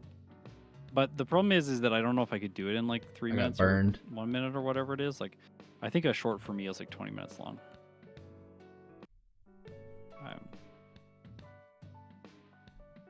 I'm not on my thing. Okay. I got burned by the Pokemon. Oh yeah. Oh my god, I haven't saved it. Surge is very different in Red and Blue. I forgot he's not just one Pokemon. Yeah, Fast Voltorb with Sonic Boom. Pikachu that's wanting to... It's annoying. I didn't lose twice this time, so I'm happy about that. It's annoying. It's just like Yellow version, but just a alternate timeline version. Yeah. I'll get rid of the potions. I didn't save, and I lost some progress. I'm upset about it. I hate forgetting to save. I just didn't think that the the gentleman would give me Surge has good trouble. AI in Gen 1. I think all of them do in Red. They just kind of tweak some stuff around. Yeah, I think they all do in Red. Well, you got to be careful. Like a shorts channel wouldn't be a bad idea, but I think if you start putting shorts on your main channel, I don't know if it would hurt you, but like a smaller channel, it does hurt because like you get the TikTok brain people subscribing and they don't want to watch long form content. It's a very different. But they don't want to do that. They just want to see the TikToks, the shorts, the whatever. And like that's fine. I'll get caught up on shorts sometimes. Sometimes I'll go through I'll be looking at shorts for an hour and I'm like, is it 2 o'clock already? But a lot of people just don't want to. They'll subscribe, but they'll just be dead subscribers. I lost to the gentleman again. I apologize, everyone. This red is brutal in the cave. I'm so sorry. looks so bad. Oh, is it a new color that you didn't think about? No, yeah, it's like when the menus, the white turns into like the darker color. It looks really bad with my current color scheme. I thought about doing a custom palette for everything. I haven't got around to it. I'm not the hugest fan of the blues, like in for example in Celadon or like on Gyarados. I think it's like I think it's so harsh. Yeah, I see what you're saying. And I thought about changing it around, but I just never got to it. I probably need to use an elixir. Doesn't matter. I got Sand Attack twice, so guess I'm dead. I thought about like for a while I was like J-Rose, how he like colors the videos for every one of his Pokemon. I did that for my very first video. Yeah, like I was like, oh, maybe I should do that. Like it looks really good. And then after the thumbnail stuff, I was like, it's not worth it. It's like then it actually looks like I'm just being awful. Was this like that whole thing that you talked about earlier with that? Like, was this like early in your career, like when you first started doing stuff and like first started getting a little views? It was not really early. It was like there was an era of the channel where like my thumbnails do look very similar to J-Rose's. So is that era essentially. So not like really early on, but my thumbnails were honestly trash in that. Like go back and look at the first videos I post on my channel. It's like red text. I watched that. I go back and watch the Licky Tongue video every once in a while. Oh my gosh. It's 10 minutes. Yeah, anyways. Yeah, it is. It's really short. But like those thumbnails are just really bad. So I think it was like right after I redesigned them from that I don't know when he noticed. And Radicates when the modern... It was probably someone else sent the videos to him. Like I'm sure he didn't notice himself. Someone was probably like, "Hey, this guy's thumbnails look exactly like yours." I can't believe, like, imagine being a channel with I think overall the situation, like, I think you're handling it maturely and like you did what you thought you had to do. But think about like being a channel that has like 300,000 people like on, like that's a lot of people, and like being like, I'm mad. Yeah, maybe. I don't know. Like it's like I think like the issue is like I understand it. Like again, you'd have to like ask him about this, but like I don't know. I don't think J-Rose ever going to talk to me. I don't think he's ever going to talk to me. Like I think the issue is more that like it was something that like he felt very proud of, and it felt like very personal. Like this feels like his personal style and like his calling card kind of. And like that's not really how I thought of it. Like thumbnails, like when I was back then, I was just like thumbnail is just essentially like a way that I just say like, hey, this is the video I'm making. Like I wasn't really thinking very in depth about it. I wasn't thinking like maybe like intelligently about it. And so I think he was like, I think it's like the personality, like he felt it was like part of his personal style, and that like when he said that, I was like, oh yeah, like of course, like I'll just change my thumbnails, like because I like again, it's like my goal is not to just like, oh, I don't know dig. My goal is not to like copy anymore. Like when I started, that was definitely the goal. But my goal is not to copy, so then it became more than you ever thought. Yeah, and like also like if like something about my videos is very similar to someone else's videos, and they're like, hey, that's like something that like I didn't want you to take, like be like, okay, sure, like how can I remove it, or like what can I do to like make this better? Like I want are you my goal me? is, do you want money? I just want everyone to like have fun playing Pokemon together, like. So like if something I've done is hindering that, then I'll just change it. Yeah, makes sense. Jacob, Rapidash is entering the production phase now, so that'll be the title of the video. Oh, my Rapidash.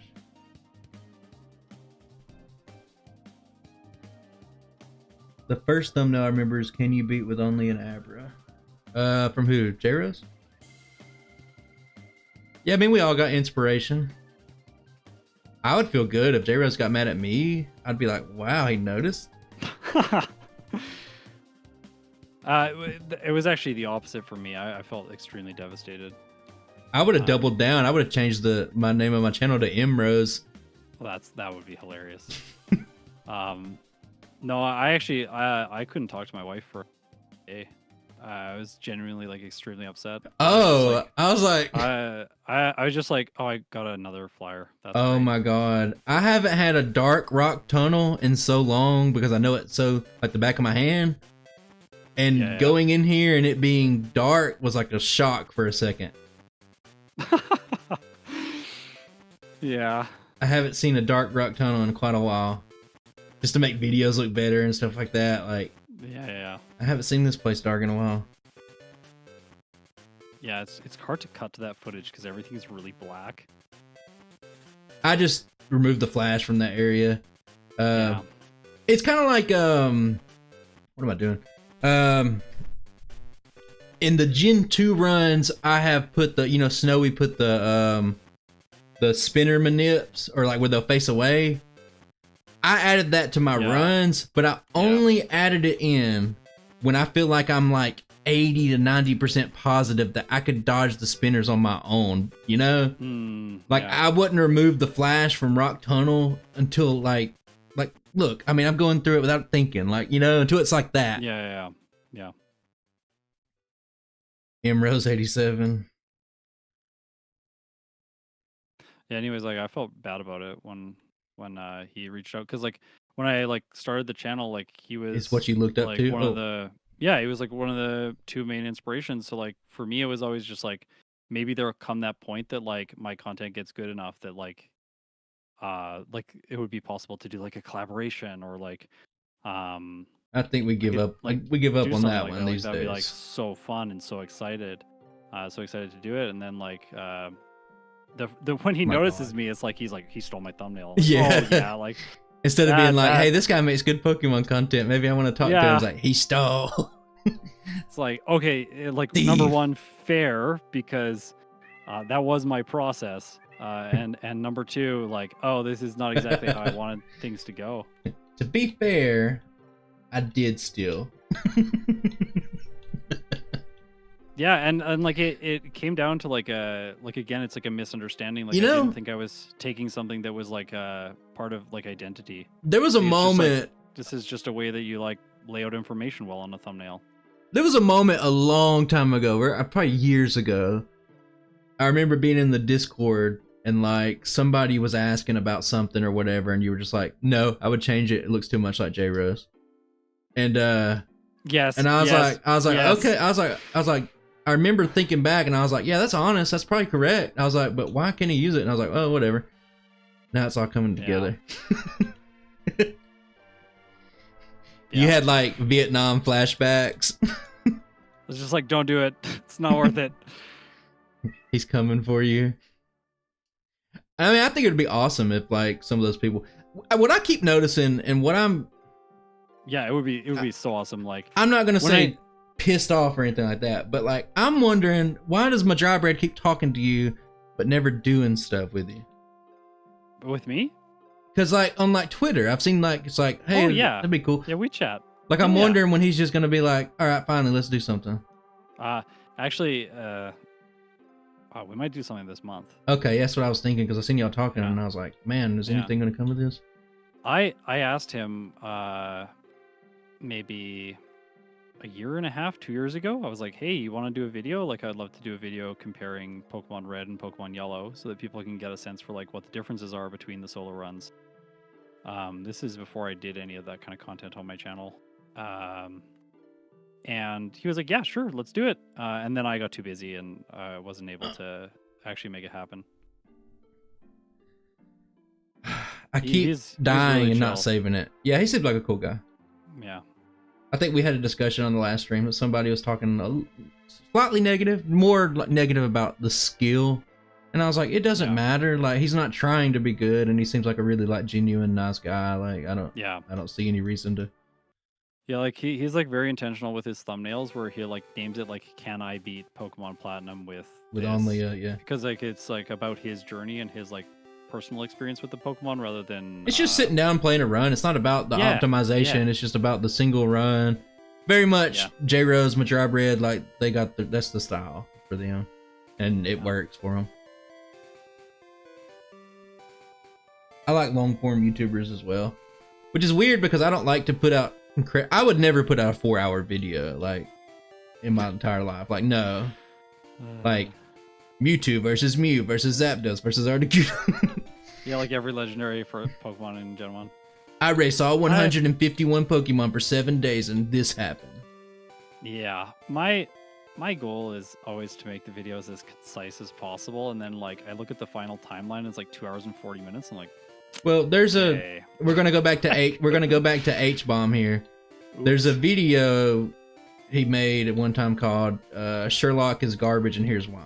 Yes, I know that video. And there's a line in the video that I think about a lot. He says, like, I think any writer would be better if they wrote a script and then someone forced them to take out, you know, so much like an hour script. Like 15%. Take out 15% out of it. Yeah. And I think about that a lot, and I never do it. I always try when I'm making the videos, like when I'm like, because I don't write scripts now. I do like the voiceover and I do multiple takes for all the lines, and then like when I'm going through it, like usually what it comes down to is like I'll edit the footage and then look at the footage and go like, okay, what can I remove? Like, what do I absolutely not need to talk about? Like I don't need to talk about picking up surf. Like that's just like boring. With a one-man team like I got going, it's so hard to do that, but I need to do it more. I don't script anymore. Like that's the problem. Like I'll script out like the first like 5 or 6 minutes and make sure like I'm really on point on what I need to say, and then after that it's just slowly off the rails. Like I might go on a tangent about why something can't use dig or something. I don't know. Like it'll just be so imprecise, but I don't know. It is what it is. I'm sure there's some people that like it. There's some people that will say that I've ruined Scott in the chat. I like my goal is like I want to be able to make a video like, so number one, like the first thing is like a lot of people will say like if you script, like your thoughts will be like clearer, and that's not always the case because my writing is really bad. Like I'm really bad at reading, I'm really bad at writing. So when I like write stuff down, it's not always that it gets more clear. It just takes longer and then like isn't always better. So that was like one reason I moved away from it. But also like I'm never going to get better at putting my thoughts together on the fly if I don't practice it. So exactly. Like, well, I'm just going to start practicing this style, and over time I will get better at it. And hopefully at some point it will reach the point where like people won't be able to tell that I'm not using a script. I got really good at it, and then like I got self-conscious about it. Maybe there was some comments or something like that, and like I got kind of away from it, and I spent like the last half of the year like down on it, and I started fully scripting everything again. Yeah. And I made myself like all last month like go back because I was like, you got to do it because like it sounds more natural and is significantly faster.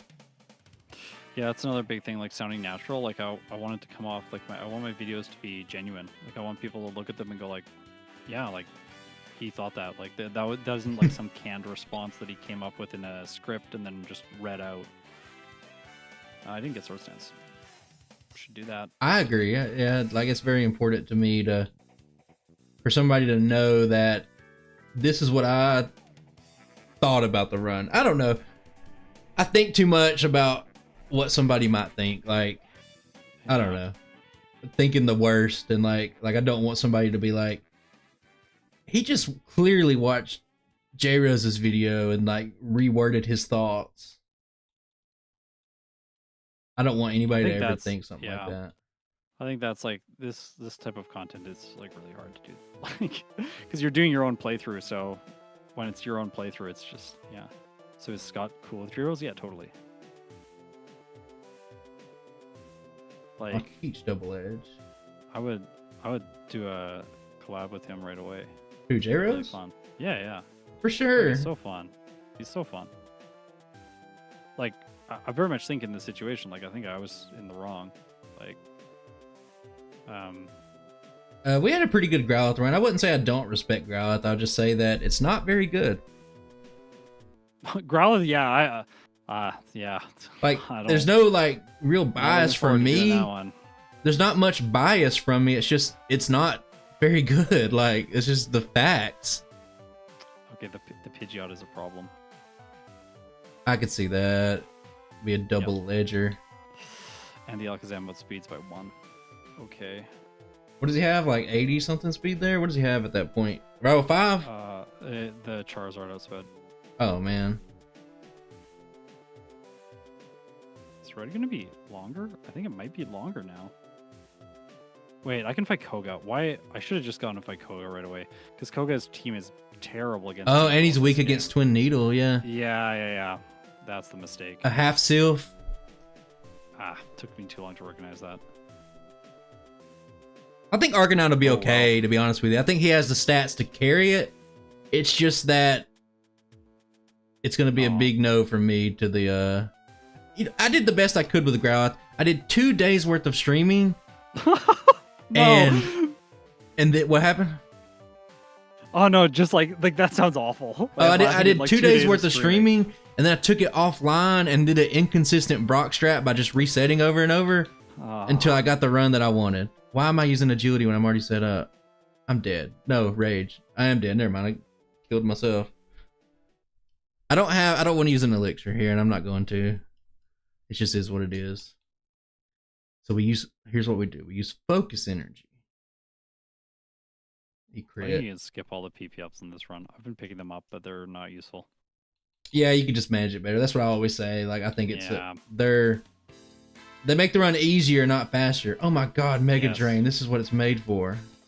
Like they force you to think less because you don't have to like worry Exactly. about running out or having to go and do the center when you like backtrack out of a gym and waste time. But if you just know that you're always going to have a PP, then like you just don't need them. Oh my god. I'm so stupid. Like, not using Mega Drain. I fought the first Giovanni, so like not using Mega Drain in that situation is just stupid. It made a fight that I reset twice on just be like full health at the end. Okay. Don't put people in timeout for no reason. Let's not do that. That's not a... Accuracy drops on Coco while setting up against the coughing are kind of annoying, but like Smoke screens, yeah. it still doesn't matter. Oh, self-destruct. No! The Weezing crit me with self-destruct. Oh, that hits hard. Yeah, it knocked me out from full health. Wow. Okay. I'm once again going to skip vitamins, but the fact that you undersped Rival 5 makes me worried. You know what? I'll buy a couple of Carbos. I'll just do it. Yeah, I think Carbos might have been the correct choice here for the rival, because I was 1 speed slower than the rival's Alakazam. Like, Sabrina won't be as fast, but the Charizard's pretty speedy. I can afford another one, but I'm only going to buy 3. Usually 3 plus the free stuff is about all you can use for the run. I'm glad everyone has recognized. I don't have a strength user. Oh, I guess I need Lapras for that. Or Paris, but rip Paris. Haven't played Red and Blue in a while. Yeah, do you use a like a guaranteed Pidgey to make like all runs consistent? Yeah, I force the Pidgey encounter, but I don't guarantee the catch. Okay, yeah. So the Pokemon has to be able to weaken it itself to get higher catch. I guess it's been so long since you played Red that like you just do the same thing on Mount Moonfloor 1. Yeah, I didn't. You just yeah, there would be no reason for you to do it randomly. Why do Carbos make you faster? Yeah, carbs should make you slower, I feel like. Yeah, that probably. I was like, it makes me sleepy. Now that you mention it, Okay, it's like other things. Like you can't.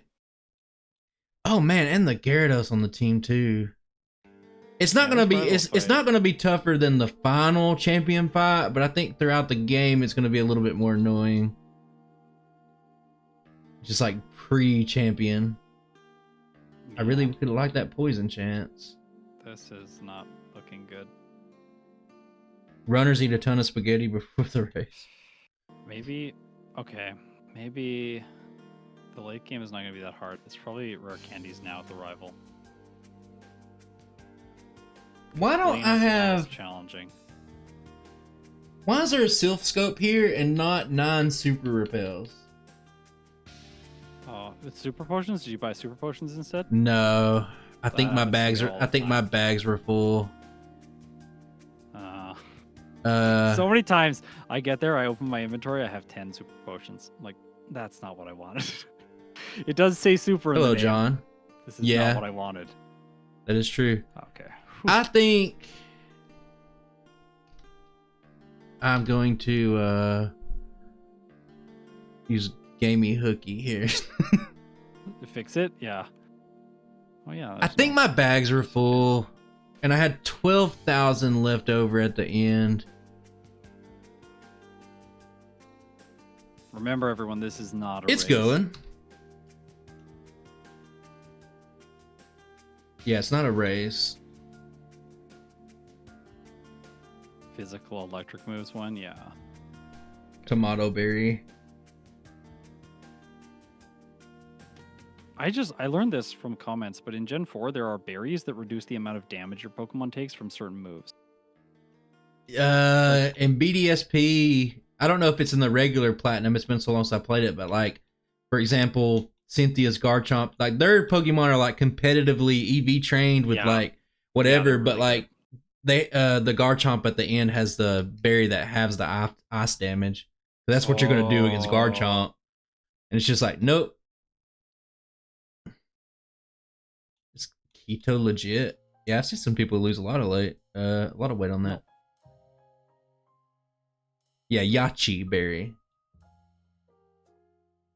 Did I get that? I think it would be very cool, and this might exist, if there was a berry. Oh my goodness gracious. I replaced the Sylph Scope and Game Hook when I did the thing, and I wasn't even thinking. Ground types resist. Ground types resist Twin Needle, that's why I'm using it against pure ground types. Wait, what? Did somebody leave a comment? Yeah. I think like I guess like Twin Needle does more. I might have been trying to save PP. I don't know what the exact situation was. Sometimes I'm like not using the more powerful move because I want it for like a little bit later and I don't want to run a PP. Yeah, But I don't think that was the and you case. don't know right now. Like, that's the thing. Like, it's like the Yeah. fear of the unknown. Have you ever, I know that you were talking about the randomizer with them, like doing one with them. Have you ever done one of those? Yeah.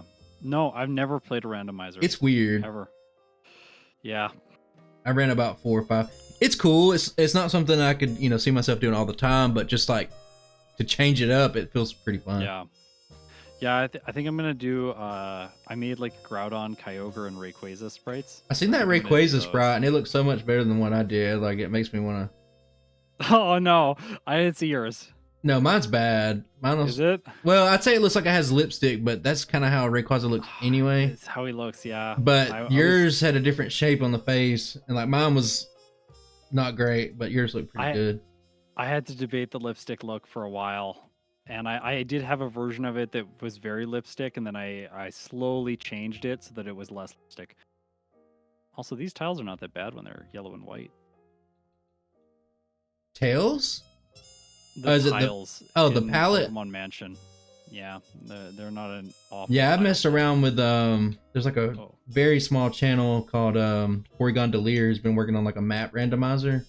Okay. And apparently, like, if you go through a door, you know how a map randomizer is gonna work. But anyway, you go through a door, and like depending on where you came from, it'll change the tile set to that previous tile, so you'll see a lot of weird changes. Oh, weird. So it's pretty cool to see. Endorphins. Yeah, Groudon gets bulk up, but we're gonna do backports of Groudon and Kyogre, so it'll be Generation 1, and then a randomizer. This music is... What is this music? Connection, Pokemon Yellow. Wow. This music is... It's like one note at a time. Okay, I'm gonna be going up against Blaine here. I don't know how... I'm worried about Rival 5, and I should have already went to him, to be honest with you.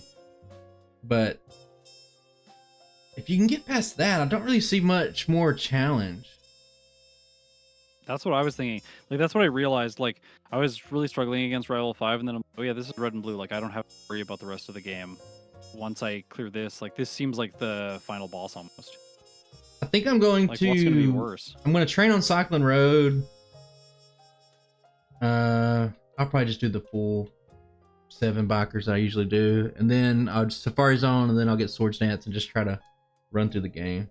Did you candy on Rival 5? Is that what you said earlier? Yeah, I did 7 on Rival 5. I think that's pretty 43 to good. 50. I think your speed's good enough to where, like, unless you because we easily outsped the Gengars Yeah. the last time. I think like Aerodactyl, but Aerodactyl itself's not even that much of a problem in red. No super effective, like a crit fly or anything. Rival 5 is better in red and blue. Depends on the Pokemon, but he does have an Alakazam, so if you're weak to Psychic, that could be the case. Yeah, Rival 5 is definitely better in blue, I'd say. If you don't hit hard, there's no Cloyster, which is a yeah, difference. Cloyster's very hard to get through.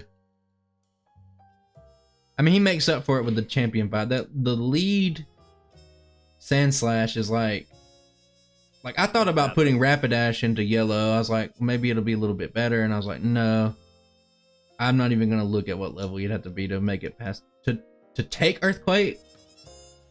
Yeah. Tank a move and then knock it out. Like what level you'd need to be, because Rapidash only has like 65 base HP. Like it's pretty frail.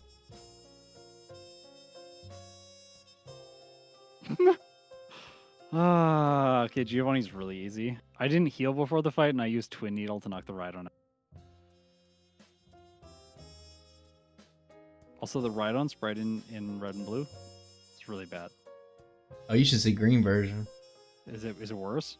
They have this weird, like, all I can say is like they have this like weird, like Nidoqueen, Nidoking, Rhydon, a couple of other ones. They have what I would call like capsule monster look. Like they're like kind of smushed. Yeah. It's like real early, almost like concept. It's interesting. I thought the Rivals Pidgeot was stuck in agility, but it's randomizing between agility and wing attack. It loves to crit.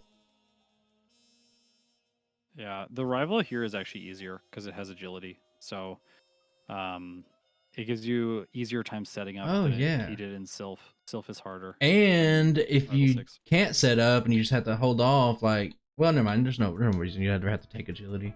You're right. Yeah, 50-50, just like with Blaine. I'm about to make my moves on the mid game and kind of wrap it up. Let's see. There's just no way with the frame difference. There's no way I'd ever be able to keep up. But I tried my best. Yeah. Chat. Raziel, just know that I tried my best.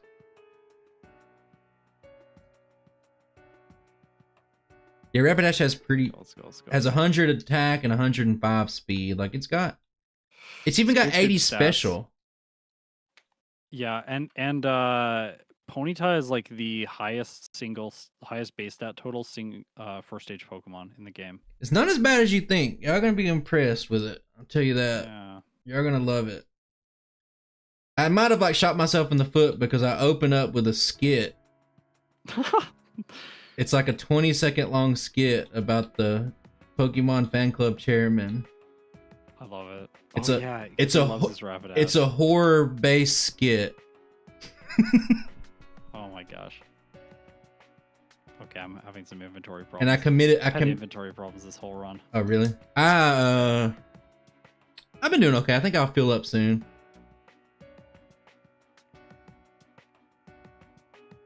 Yeah, I committed to the bit a little bit too hard, and I think like I can't go back now. Like, you gotta commit to the bit. Yeah, my problem is like whenever I go for jokes like that, I'm so monotone that people don't actually know it's a joke. And then there's always people that comment on my video release like, oh, you mean like it's called a dragon bug in Canada? I can't believe that. Like, where I'm from, they're always called dragonflies. Like this is a joke. Apparently my tone did not communicate it well enough. Geodude says, dude, yeah. We'll get to the Geodude run eventually, I promise. Oh no. I did that one this year. Well, my chat loves it. It's not that bad. They loves it when I say dude. Because like I get so frustrated with the Pokemon. I think it's awful. Because it's just like it's a rock with arms. It has no legs, just arms, and you throw it out and it's like, Geodude, go! And it's just like, dude. Yeah. Dude, don't get me started, chat. You're done. Don't say Geodude. You're getting timeouts. Okay. Somebody just donated and said, dude. We're done with dude, okay? We'll get to it. I'm doing the Rapidash video. We're finally getting to that one.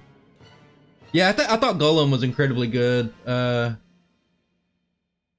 Yeah, for sure. So good. It's so good. It's like everything Rhydon wishes it was. Rhydon's okay.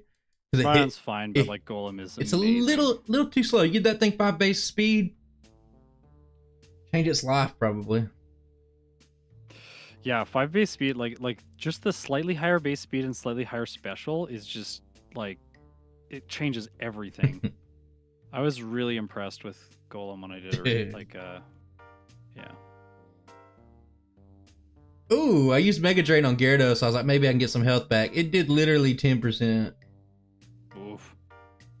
I'm dead. The Cloyster is Lorelei's Cloyster keeps supersonicking me, and I keep critting it with Twin Needle, which is really not working out well. Okay, snap out, come on. Tombstoner, brother. Banzan, I appreciate the second dude donation. Yeah, knock myself out. Wonderful. Wow. You really want a person berry in this. What was that? Did you just make a O noise? Like a oh? Yeah, I thought got me. it sounded like oh my Rapidash that I do on the stream. I was confused for a second. Come on. Okay, we set up ×3. I wish he had a Rhyhorn here so I could steal it. I can't use double edge. I genuinely think Cloyster is part ice type because late in development they were like, we need to add the ice type so that the dragons have something to be weak against. Tombstoner, And then, brother. that's why Cloyster is ice type. Because they're like, there are no primary ice type Pokemon in Gen 1. Whew. No, yeah, it's a very weird fact. Like, and like, not even something like, yeah, there's not. There's just one weird one that's from Gen 9, which is, I don't even know why I'm talking about it. Not yet, dude. Katato? It's a Gen 9 Scarlet Katato. It was in Pokemon Go spawning during the winter, and I was like, never seen it before, and that thing is weird. I had a really, really, really close Bruno fight. Just sending that back in time. Like here. Submission. Like, no, like Onyx, setting up on the Onyx at the beginning. Tombstoner, brother. Against me. I hate I don't care about spoiling anything to the chat. It's fine. Like, there's a fraction of what watched the video. I was doing a Tyranitar cross gen run, and Bruno doesn't have good AI, but for some reason he just kept going for submission over and over and over, and like I cut out so much fat out of the run just because I was like, it's Bruno, he won't do it. He's too dumb. He's too dumb to do it. And then that's the time that he did it. Yeah, he did it a lot. If you imagine Beedrill's back sprite as complete the ears, it looks like he has little white bunny ears. Yeah, it's true. Actually, it does look like it has. Oh yeah, actually, I didn't realize those were antenna. I thought they were ears. You thought they were? This entire time, I thought they were ears. I did not. I just now realized they're antenna. That's so funny. I'm just sitting there staring at him like a little bunny. Yeah, bunny drill. The Space World sprite looked pretty cool. I looked at it originally and I was like, you know what? No, I need to do that. Oh yeah, Articuno is primary ice type. Good point. Oh yeah. That's always the case. I say something and then everyone's just like, actually, you're really wrong. I'm like, yeah, fair. Please don't attack me. Leer. Perfect. I think I'm dead though. Oh wait, Lance is like free kind of, except the Aerodactyl. What's the Aerodactyl gonna do? You used to think that Goldeen and Sea King's horns were party hats. You're not wrong. They're ready to party. That's the only thing I miss about like a faster speed. And I've started playing on my Gen 2 runs on ×3 speed as well. God, they're such slogs. That sounds like a long. Yeah. It's like it's satisfying because you just have such good like tight control, and I feel like I didn't do Koga yet. Cool. But at the end of the day, it's like, man, I could already be done. I was doing a faster speed run. Oh, Churro's coming to say hi to everyone. Beedrill really looks like a bee, yeah? You're not wrong. Can we stop? We do this first. Oh, Supersonic. Supersonic is the worst. Do I have to mimic? I've had some of the worst, like when you see something hit Supersonic, it's like, okay, 55%. and then you hurt yourself, and it's like, okay, it's a 50%, Yeah. and then you hurt yourself again, it's like, okay, it's a 50%. Like, it's like, how good can the luck be for you? Yeah. Kingdra's your fave? Yeah, I could see a Gen 2 Kingdra run. I mean, it's just a perfect neutral Pokemon for the most part. Like, I'm hesitant to do a bunch of water types because I like for example, I really like Politoed, Oh my gosh. but I just don't think it's like differentiates itself from any other type. So I'm like hesitant to do a bunch of water types in a row. Yeah. I think the water type is one of the most overrated solo challenge types. People are always just like, "Oh, it's so good. Water type's so good." Like, Surf. not really. Like, yeah, like why didn't you teach your Starmie Surf? Like, well, like it's not actually amazing for a solo challenge. It is a very good typing. I agree with that, but it's not like the most solo challenge type. Agreed. Like, I don't know. It's more defensive also. Like a lot of the water type Pokemon defend, which doesn't necessarily lend to like really fast results. Actually, rest is the worst. Thanks, Homer, for the Ice is spoilers. OP on the offensive side. I mean, I can't disagree. Like, I think Ice is incredible in Gen 1 offensively, especially when you consider Blizzard. Oh no, Sky Attack. Stab Surf is really good, but it's just, it locks you into a situation to where you can't do anything. Like you're stuck with it forever, and it's fine for some Pokemon because like it's all they get. Like Cloyster, yeah, grab Surf and slap it on it, but Tombstoner. something that learns brother. a lot. Muhammad I'm not gonna be Abi. able to knock out the Charizard. Yeah. Is this the champions? Yeah, I got to the champion. Okay, we're It's really scooting. weird. The champion is so different between the games. Backloaded, maybe? I don't know. Champions are different. Red, Like very different.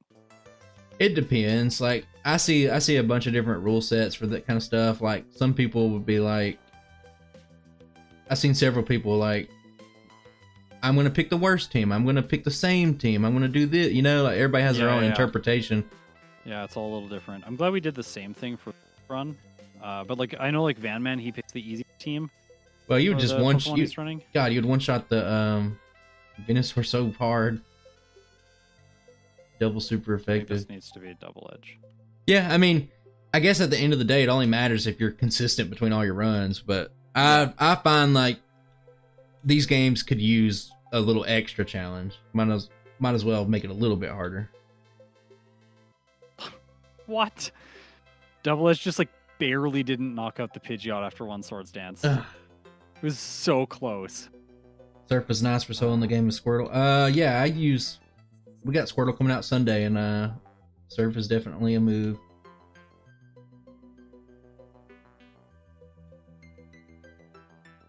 We are full on items. Hopefully we can just keep that for the rest of the game and save whatever little minuscule, meaningless little time the gym leaders won't talk to us at the end. Okay, that doesn't. Scott, why do you never use the best move in the game, Hyper Beam? It's surely a massive time saver. Thank you. What if that is the 9 time months. save? Yeah. I hope that's not the time save.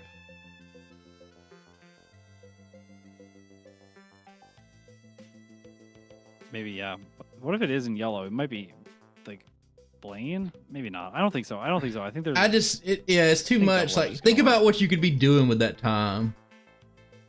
Yeah. Double edge is gonna work here. I'm on Mimicking the. Hyper Beam. Who do I mimic Hyper Beam from? The Gyarados? Yeah, but I don't think I have enough health by the time I get there. Like, I think that's the issue. I think I probably have I got a worse roll on the Pidgeot. And then it missed Sky Attack. Okay. Oh yeah, I forgot about Gyarados being on Yeah. champion team. I've seen him twice. I think Mega Drain for the Ride-On, so you have like some kind of recovery. I do So have that Mega then you Drain have- still on the set. Yeah, so then you have more health. And you can use Double Edge once again later in the fight, but I think you need to set up to +4 before the Gyarados. There's no other options, like, because you don't want to be taking like Stomp from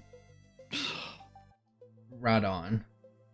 Wow, the Double Edge did very little to the Charizard, but I beat it. Okay, So my time is like 1 hour 25 minutes roughly. What's the game time? Which doesn't matter. 25 TM28. resets. It is 60 Tombstoner. level 64. Level 64. I just hear it is Tombstoner. Game time is, we're waiting for it. Game time is 4:47. Why don't you set up on the right on? Yeah, I could have set up on the right on. That's actually a way better place to set up. Honestly, I think I was just like too hyper focused on the fact that I need to gain health back on the ride on. So that's what I was. I was just like, gotta knock it out quick, get the health back. And then after I knocked it out, I was like, oh, I still need to set up. I don't know much about. They're talking about cricket. You know, Cricketoon. Yes. All I remember is when it debuted in Pokemon Go. For some reason, I spent like a few days. Like I can't repeat exactly what I said, but I used to say, I don't give a Cricketot. I don't give a Cricketoon. And then we'd follow it up with some expletives. But that was one of the Pokemon that I considered doing run with in Platinum. Really? For my and then I looked at it and I was like, actually, we're gonna do different Pokemon. We're gonna do Staraptor. Tombstoner, brother. That's gonna be Crickeno. Hey, I appreciate the donation earlier. Yeah, Krika later on. Cricket next year. Yeah, next year, yeah, maybe. I thought I Gen 1 missed. Okay, are you on Rival 6? Yeah. Yeah. What are you gonna do? Oh my god. I think the set that you're running is probably the best. Like Swords Dance, Mega Drain, Twin Needle, and Double Edge. I can use. I played around with the back a little bit. I played around with the Execute. Yeah. I've set up one additional time, and now I'm gonna pay for it. I was like, "What are you gonna do?" Yeah, the Charizard is gonna get you. Yeah, I was like, "What are you gonna do?" Soak in some feels sunlight. like you need Double Edge for the Charizard and the Gyarados. Otherwise, you can't knock them out fast enough. I'll just set up fully here, no matter what. Maybe I use. Well, it doesn't matter what I use here because I can get my back. Yeah, the Pidgeot's not actually that scary in this fight because it only uses Wing Attack 50% of the time. Yeah, and I can just Double Edge with impunity. Because you get all your health back on the ride on that follow. And then we got it's a done deal. Yeah. Also, everyone, go check out Matt's stream. Link is in the description. Yeah, I'm watch while he finishes as well. I'm more than happy with how the stream has turned out. Am I ever going to stop the timer? I actually can't stop the timer. I will reveal. It's been a rough secrets. day. This is how my software works. The timer is built into the software, and there is no pause button. So it's supposed to automatically stop on the frame, this frame right here. What is the frame for you? Is it like when trainer equals rival 3 and health alarm equals disabled? Yeah, that's one condition that I use. I split on the champion there, and then I split again on when the playtime shows up at the end. Yeah. So it shows like the moment it says like playtime, the moment those tiles appear on screen, my auto splitter takes another split. Just to get the accurate game time at the very end. But so I watched the tiles of the screen for that. I watched like the champions defeated flag. So when that's true, and the map is Hall of the Fame, and then certain tiles show up on the screen, then I split. And that one is supposed to stop the clock, but like I said, there's lots of software today, so my clocks are not stopping for some reason. Also, I didn't collect any splits from these runs. It's really, really frustrating. But I forgot stuff happens. I forgot too, but I don't know if I updated those. I think that'd be broken as well. I use the game name a lot in those. In my little split. But I have a weird setup because I collect the split data from in-game time, and like I have a thing that automatically subtracts the time like in an index, you know? Oh, that's smart. That's really smart. Just so I can have similar results, and we've been trying to do that a lot, but it'd be so much easier with real time. It's literally just live split. Or like you did, you put it all on an Excel sheet on the Smeargle Rays. I'm sure it's probably what you normally do. Yeah. Now actually Harry, shout out to Harry, built a little Python program that I put the split Little data graphs and into, and then stuff? it generates all the graphs automatically. Yeah. It's like That's pretty 2 cool. seconds, and then I have a bunch of graphs. It's amazing. Well, Thank you, Harry. a lot of people look at that kind of stuff and they're just like, well, it's fluff and it's just extra stuff. But I have saved runs from being way worse than they could be by looking at the split data and being like, what's wrong with the split? Like, what am I doing wrong here? And like analyzing it that way rather than looking at the run as a whole and being like, well, I could just save some time, you know? Yeah. Whoops. Okay, I'm watching your league now. Let's go. Oh, this is over. I think Lorelei is very, very easy game because Dugong doesn't have a special AI, so it's just gonna spam the rest. Never mind. Okay, we got Clamp. 2-turn Clamp. Clamp crit. Clamp crit's like one of the strongest moves in the entire game. It is. It is. With 3 Swords Dance, is it worth? I don't think I'm gonna one-shot this Lapras. Yeah, you'll probably 2-hit it. I 2-hit. Look at that Mega Drain damage. Huh! Oh, it's so little. I was like, yeah, well, maybe we'll siphon a little bit of health. Water level? Yeah, I guess it makes sense. Probably copyright me. You never know what's going to copyright you these days on stream. You just use official Pokemon music probably, don't you? I put in I put in like literally 2 seconds of a meme song. And it copyrighted you? Yeah, they copyrighted me. I fought back the last time. 2 seconds. I fought back and I was like, you do not own, this is a Capcom song and you do not own this. And like, they let it time out. Like you can challenge it and they just let it time out and like, that just wasted my time. I had people who do not own the rights to whatever they were copyright striking me. Like it was someone copyright striking me for an arrangement that they had made of the Pokemon theme. But it was the official music. It's frustrating. Like, it's like, yeah. It's just, for me, it's just like, why? Like, who does this? It's somebody's job to go through and see if they can siphon out. Like, they probably do this thousands and thousands of times to streams, and that's how they make their living. Ooh, Mega Drain pretty good here too. I wish there was like, what I really want. Come on. I don't actually particularly like using Pokemon tracks. Like, I wish that I could just buy a license to use them. Like, give us like a music store on YouTube where there's like stuff that you can like purchase to be used in your videos, or like, yeah, I don't know, something like that. Like, just you could go through a process of being like, I want to use these songs. How much will it cost me? Yeah. Because like when they like strike you, and if it's like 2 seconds of your video, it's like they don't get like a percentage revenue split based on the amount of time that the music was in the video. Yeah, I'm petty. I'll mute the video before I give up anything, and I hate it because like it takes away the live chat replay, and like for me watching streams, like that's all I care about. So I naturally outspeed here. Yeah, I figured that out earlier in the year. People were like, "Hey, can you edit the streams so that they're more concise? Like, take out a bunch of the like dead time, or you're just sitting there doing nothing because I don't have anything to say." And I did that, and then it deleted the live chat, and then everyone's like, "Where's the live chat? I really like the live chat." Like, no, there's no good way around this. No, it was really not. And when people want to like take your, like, I don't even care. I don't even play ads in my streams. Like, that's how little I care. But like when somebody's like, you know, we're here for the money, and it's like, because I played 5 seconds of Diddy Kong Super Nintendo Country, like, and some guy from like Kansas is saying he owns it, like, yeah, you know, I'll end it there. I'm getting heated about it.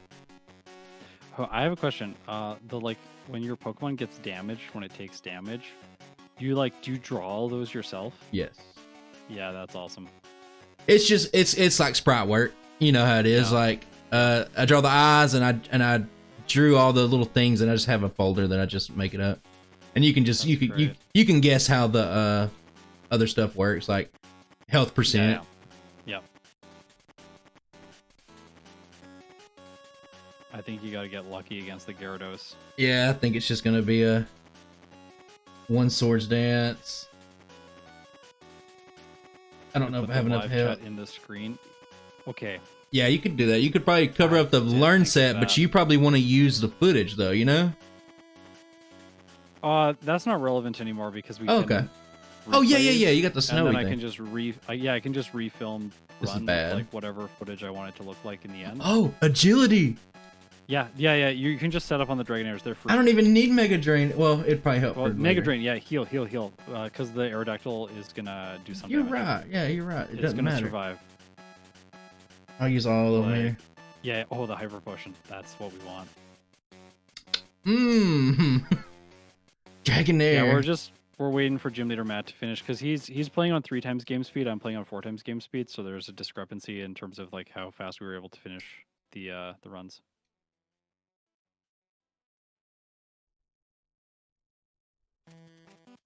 That was pretty close. Oh, But it's we good that you win. did the healing. Yeah, you win.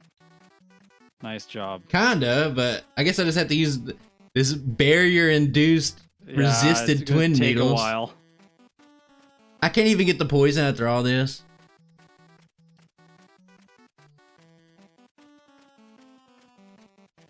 All right, you beat Lance. Good. Okay, Do you have any rare candies left? I do. Good, because you're a little bit slower than the. I got the- 4. Oh yeah, you'll be faster than it. I was trying to save some to see what I could do. I think I have definitively discovered that red would make a much faster run. Probably use the candies think even so? earlier. Yeah, I think red is the faster run. It usually But trends that yeah, way. I think like Oh. red, if you risk like if you do the struggle strat against Brock that you did, because I lost a lot of time doing more consistent Brock with Twin Needle. But if you do, oh my gosh, this It's guy a lot of attacked it damage. I tried to rush it. I got scared. I think red is going to be faster. Just do like a little bit riskier Brock with struggle, deplete all the focus energy PP, Oh my god. and then after that, like just rare candy in the mid game right before rival, and take Mega Drain on your set so that you have some. I think it's red will be faster. I'm trying to see, was that like a non-crit sky attack? Because that like destroyed myself. Oh no, it mirror moved Swords Dance. This would absolutely destroy my life if it hit me. But we got it. 2 Swords Dance you set got it. up. Finish setting yeah. up. Were you at a level where 1 Swords Dance double edge would take out the... No, it just barely didn't. Feels I would good. have needed 2. I just had to get lucky. You should be good from here, I think. I I'm don't gonna know if that level will up. hit. Oh. Oh, But you'll still be outspeed. faster than the Yeah, Charizard, I think. Yeah. Got it. Nice. Too many resets, but I mean, it's one run. I'm not too worried about it. This Hit is the, about the nice. rock. So like that was like 4:10 for you game time. Yeah, 410. 4:10. Generally easily save an hour, easily, but I don't. I feel like Beedrill's got to be better than a high C tier. I think 410 would be like 70. I don't even know, 77, something like that. High C. Yeah. I think it's better than that. What do you think the final game time you'll get with it is? I would probably try my best to get it below 3 hours. Well, okay, wow. That's going to be a big tough. improvement. Yeah. You could try, I think, Risky Brock at 18, Struggle Stratch. You could probably plan that out much better. I just don't know. The Brock split's so bad. I'd say, God. It may not even be that much better, because I felt like I just zoomed, like, from a certain point. I was just from point A to point B over and over and over after Brock. I feel like Brock's so bad. It's so bad. Yeah. It feels like everything else you can play around, like at the end of the game. Like there's like you just update your strategy and don't have as many resets, and like that smooths out. But Brock feels like he's always going to take a significant amount of time, probably 20 minutes at least. The starting set's so bad. slow. It's like, it makes me wonder about Tauros, because like before I knew we were going to do Beedrill, I just went ahead and made overlays for Sandslash, Tauros, and Beedrill.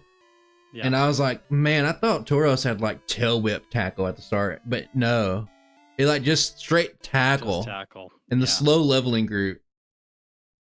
I don't even know if I'd want to try it in red version. Like, just it's already going to be slow because it's in the slow leveling group. But that would be I know. it would be so painful, no matter what version you played in. Just tackle. It's like yeah, and Tauros is not like it's slow growth rate as well. So Yeah. it's so painful at the beginning of the game. I think like my Beedrill, like I'm gonna be able to get it. I think I'll get it under an hour and 5 minutes for sure.